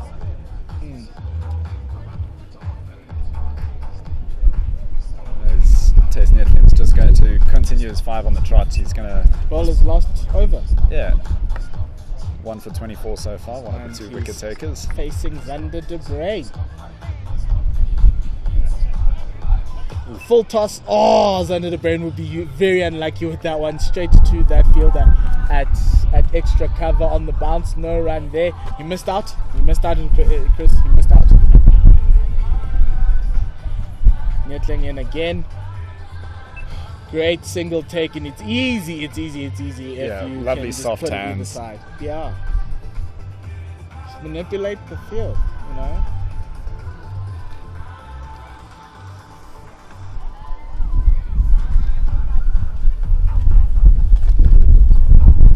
Nettling in again, under looking to sweep it down to mid-wicket, and it's past the fielder in the ring all the way to the boundary. Yeah, Garth it wasn't Flint. a shot in anger from Garth Flint. It was pretty powerful, but it was slightly mistimed, and the fielder at mid-wicket in the ring just couldn't get to it, and easy runs for Old Eds. And 100 up for Old Eds, 102 for 2, just 99 deliveries, so they're going at over a run a ball. Yes, you don't need to do much for them to get in. It's still in their half. The required run rate is 8.2. These boundaries will surely help them. Nettling in again to Garth Flint. This one played back to the bowler, bump ball. Good fielding off his own bowling there. Oh, yeah. Well, it's always a spinner's pride to be able to field off your own bowling. The best ones are the caught and bowls. If you can do that, you can always find spinners. They have a little bit more time for the caught and bowl compared to the pacers who... Yes, this one driven down the ground to the fielder at long off. Another single. Partnership has quickly gone to 21, which is a feature of the running between the wickets that I've enjoyed so far between these two. Oh, there we go, darted in to that middle stump, and Zander just keeping it out like he's keeping out a Yorker from Alan Donald.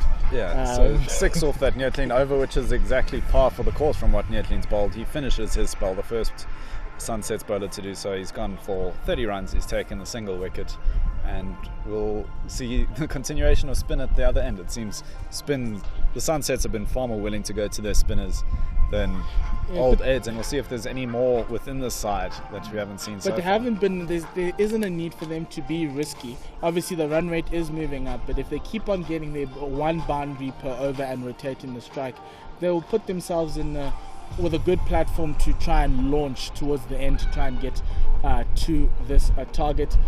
So on down the leg side, bringing that fielder in at mid-wicket, no run. Yes, no change to the field. There's still the 3 fielders outside of the ring down on the leg side. This one was a shortish ball. Yeah, it might have just spiked up a little bit more yeah. than Flint thought, as well as he plays underneath it. Surprising everybody, including the wicketkeeper. Sorry. Oh, that was played on the up, just bringing slightly that man at extra cover in there, just passing him on his right, but single taken by these two. Colin Kruger, the double captain, comes round too to sweep it. A little bit of a rebound off of him. If you're the Rising Sunset, you need to try and get a shot in anger, but you kind of need to build up that pressure. There it is, another dot ball in this over. So far, 1 run off this over. 4 balls have been bowled already, and Bruce Forbes is getting through these overs, so he's pushing out his mid off to long on.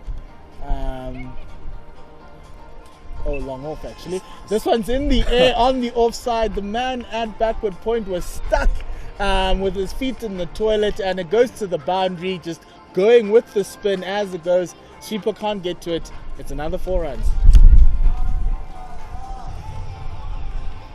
So it's 5 off the over so far. Obviously the one single and then that 4 off the last one. And you take that if you're the Sunrisers, the Sunsets captain.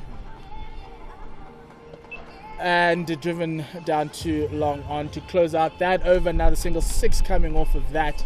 A very good over from Forbes, who's gone for 13 off his 3 overs. Just bringing it back slowly, just keeping his team in the game in these middle overs of this final of the CGL Veterans League. So interesting to see what the captain will do here. Obviously he can't go back to Nietling, and then Shaper and Rocha were a little bit expensive and so either he bowls himself or we'll have to find a new bowler.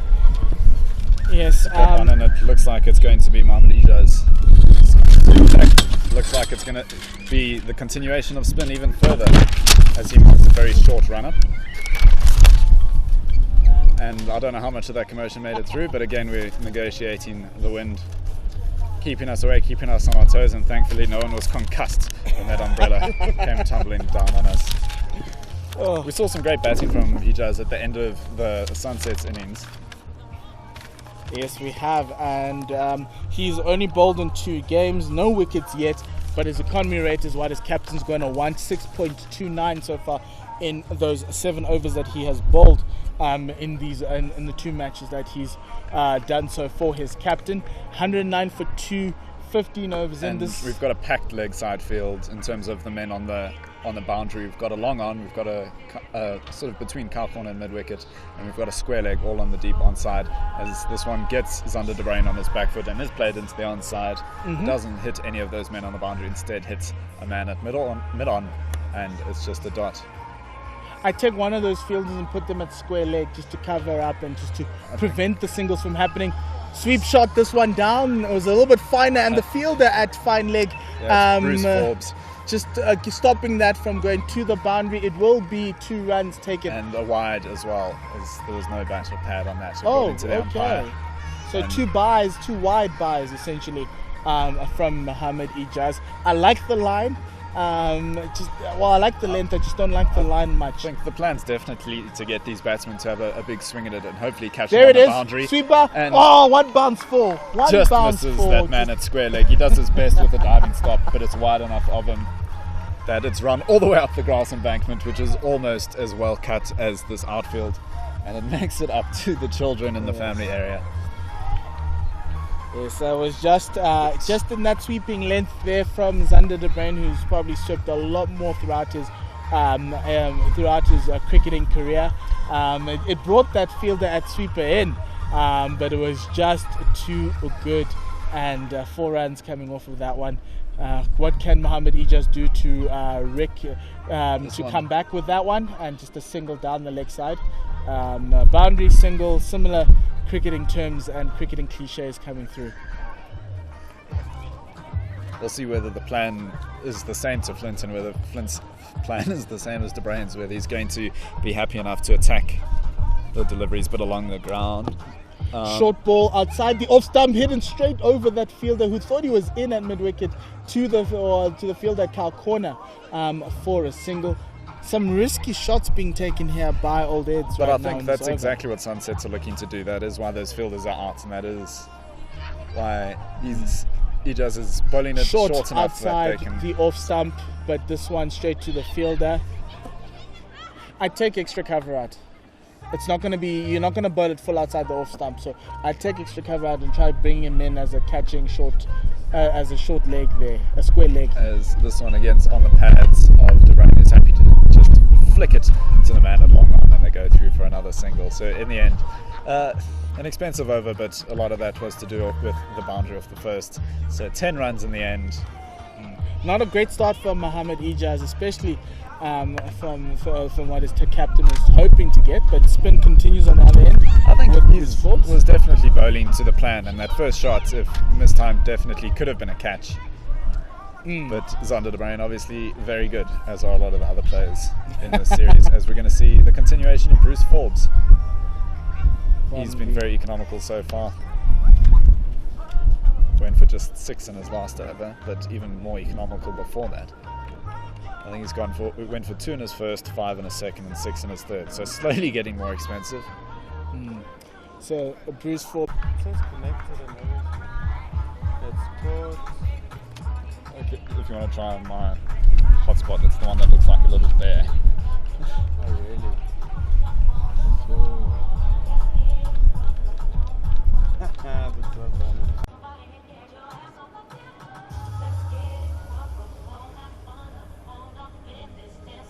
Made it.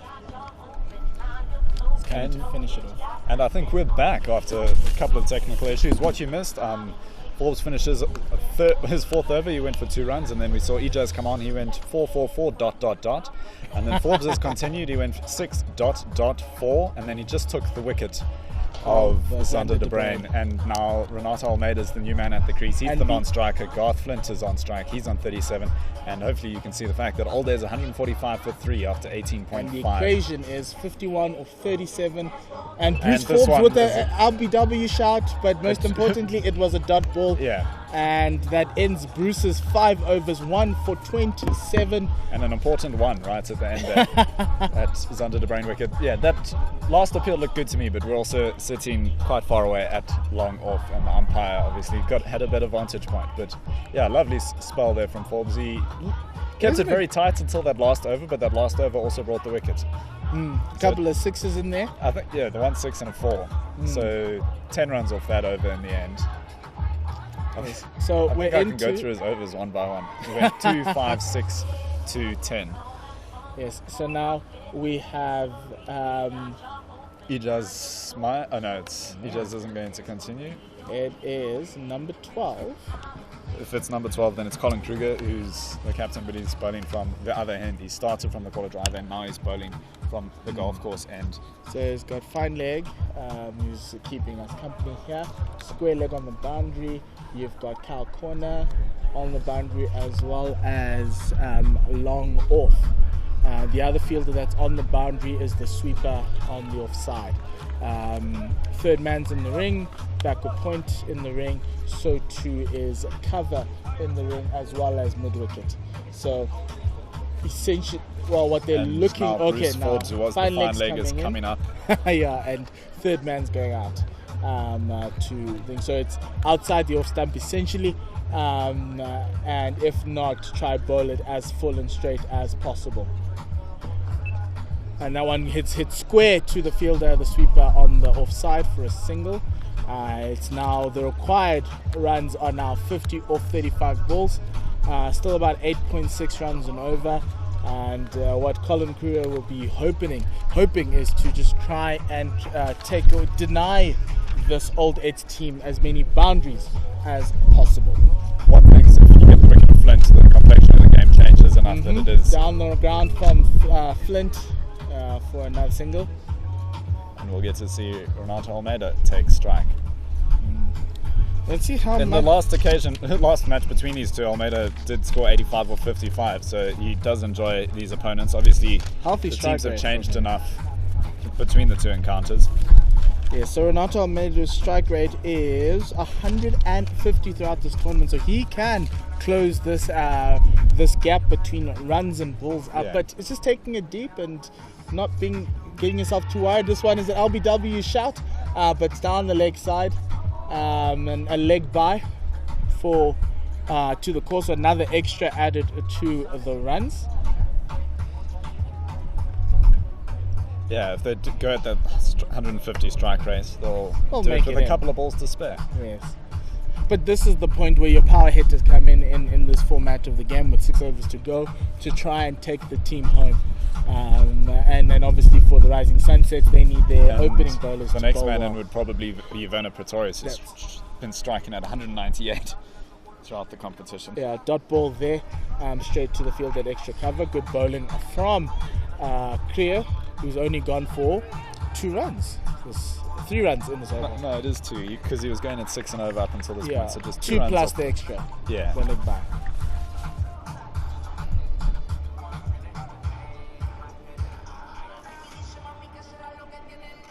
full ball, beautiful looking ball, but only coming out with a single. That's still a good outcome for the Sunsets with one ball remaining in that over. Yeah, it's a shame we don't have a speedo because that one looked especially quick and a lovely length. It's all about the Yorkers. It's all about the Yorkers now.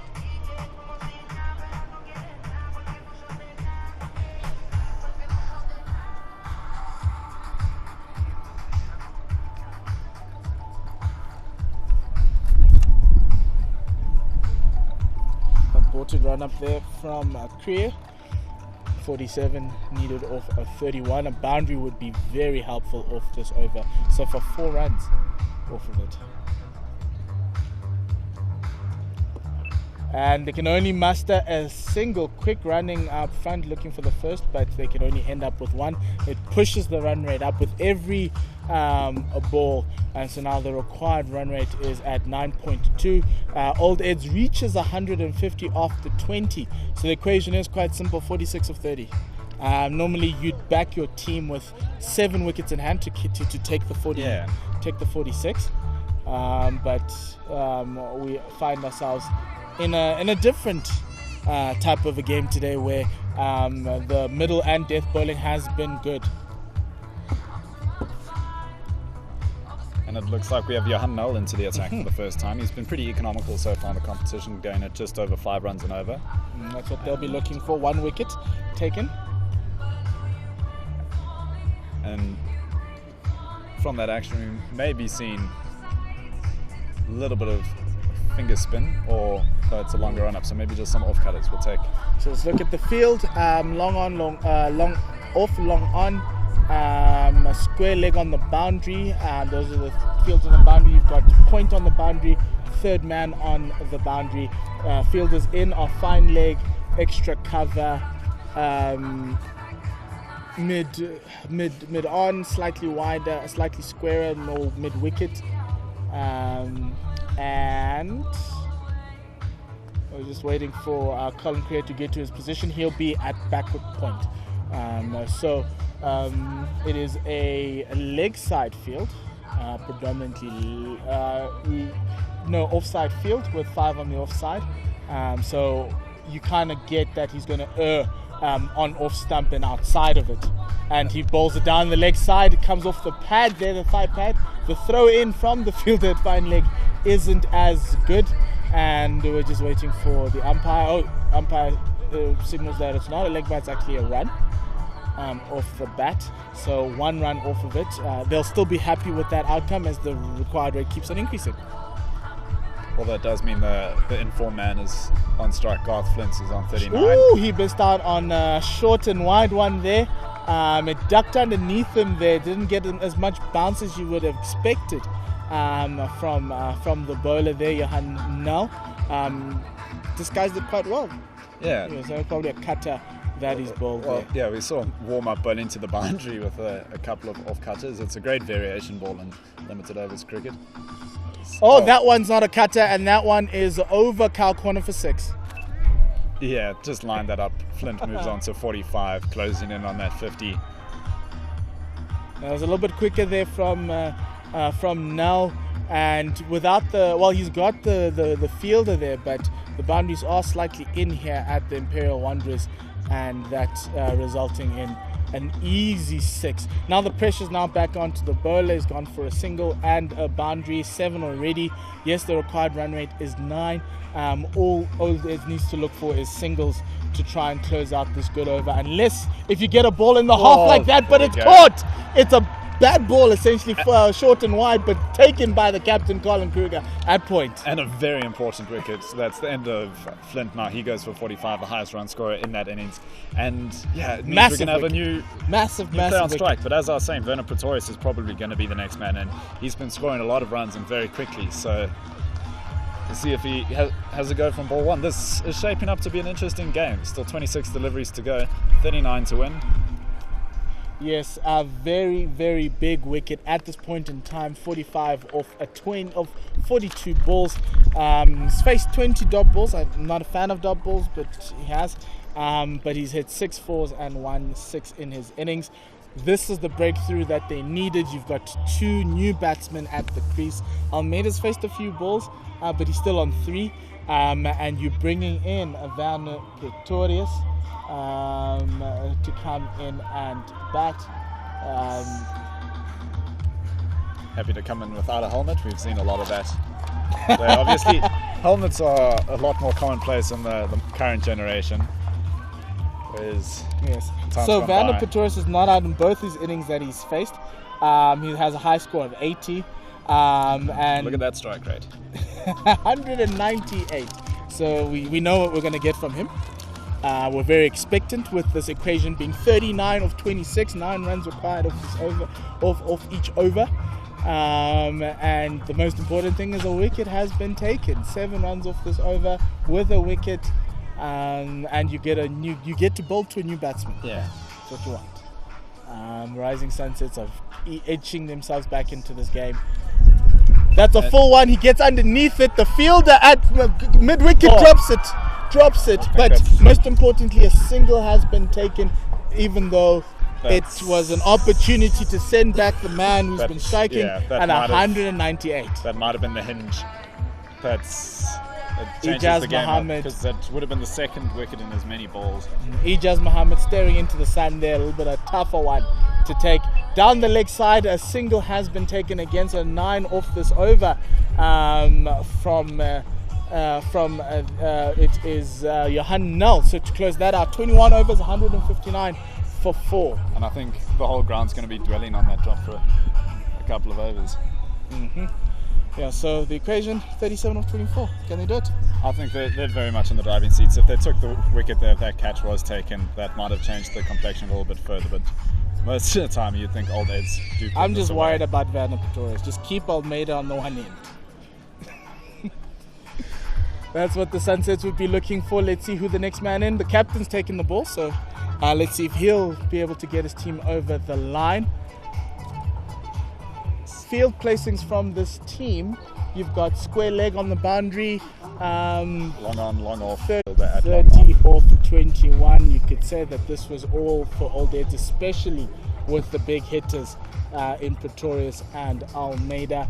Van Pretorius, we saw the first ball being dropped at mid-wicket. He got underneath that one.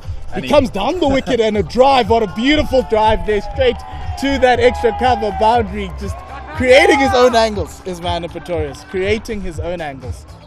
And the strike rate's now even higher in this innings than it is in his. Yes. So right now, required rate and the rate achieved are neck on neck. 26 of 20. There you go. 7.8, 7.8. Can Kriya bring this back? Can the Rising Sunsets break this partnership and bring in Andrew Locke and have another new batsman in? The only way they can win this is if they get as many wickets as possible. 6 to take. They just need about 2, and they need as many dot balls as well. Oh, that is goodbye, good night, and thank you for coming. A 6 over long off. Van Pretorius just doing what he's done all season. And you can hear the crowd's adulation at that. Old Ed's supporters really behind that shot and behind their team. We've got a reasonably full ground considering all things, but there sounds like even more people responding to that 6. And 20 of 19, it looks pretty straightforward unless we see a remarkable finish to this match. Kriya. The final delivery from the captain. Full toss over the vacant mid-wicket boundary. 1 bounce for Van Pretorius is now seeing this like a beach ball. 16 required of the last 3 overs. After having a 200 strike rate throughout the tournament, he's going at 300 now. 15 runs of 5 deliveries. 21 off that time. over. 21 off that over. Just see where the captain goes, whether he continues with Johan Null, who he saved to the end, who's been pretty economical up until this point.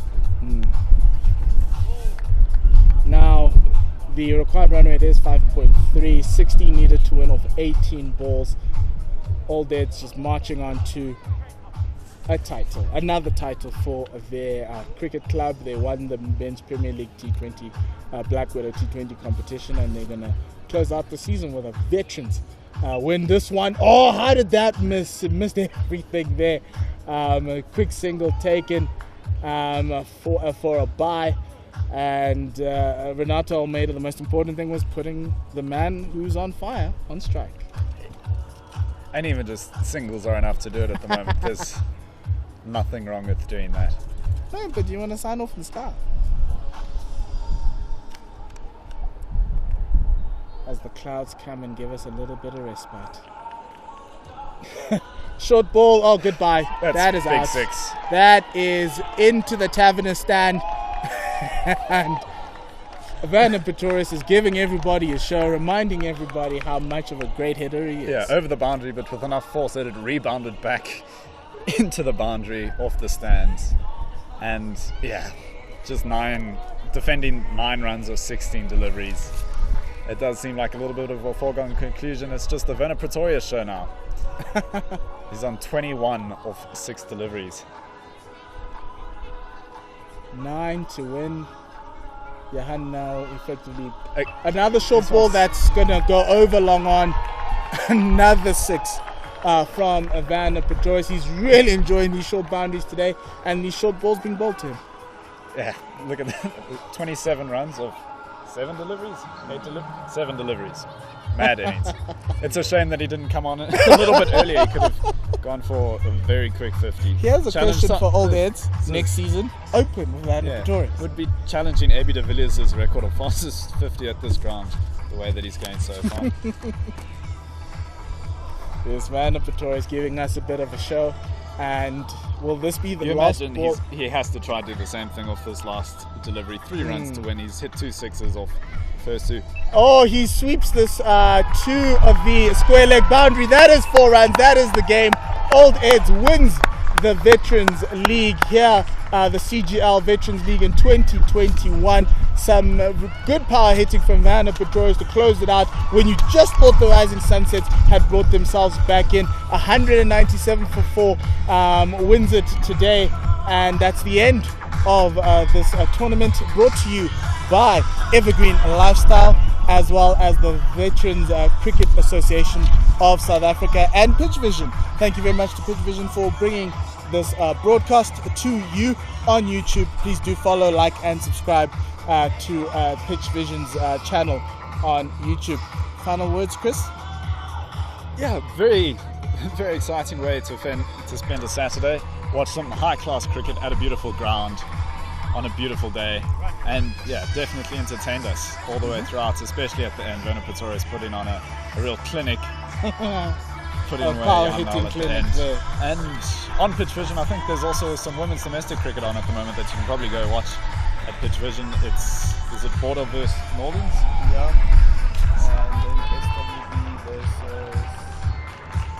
versus Southwestern districts, but lots of Protea women, names that you'd recognise. If you watch the Women's Super League, names that you'd recognise from that as well.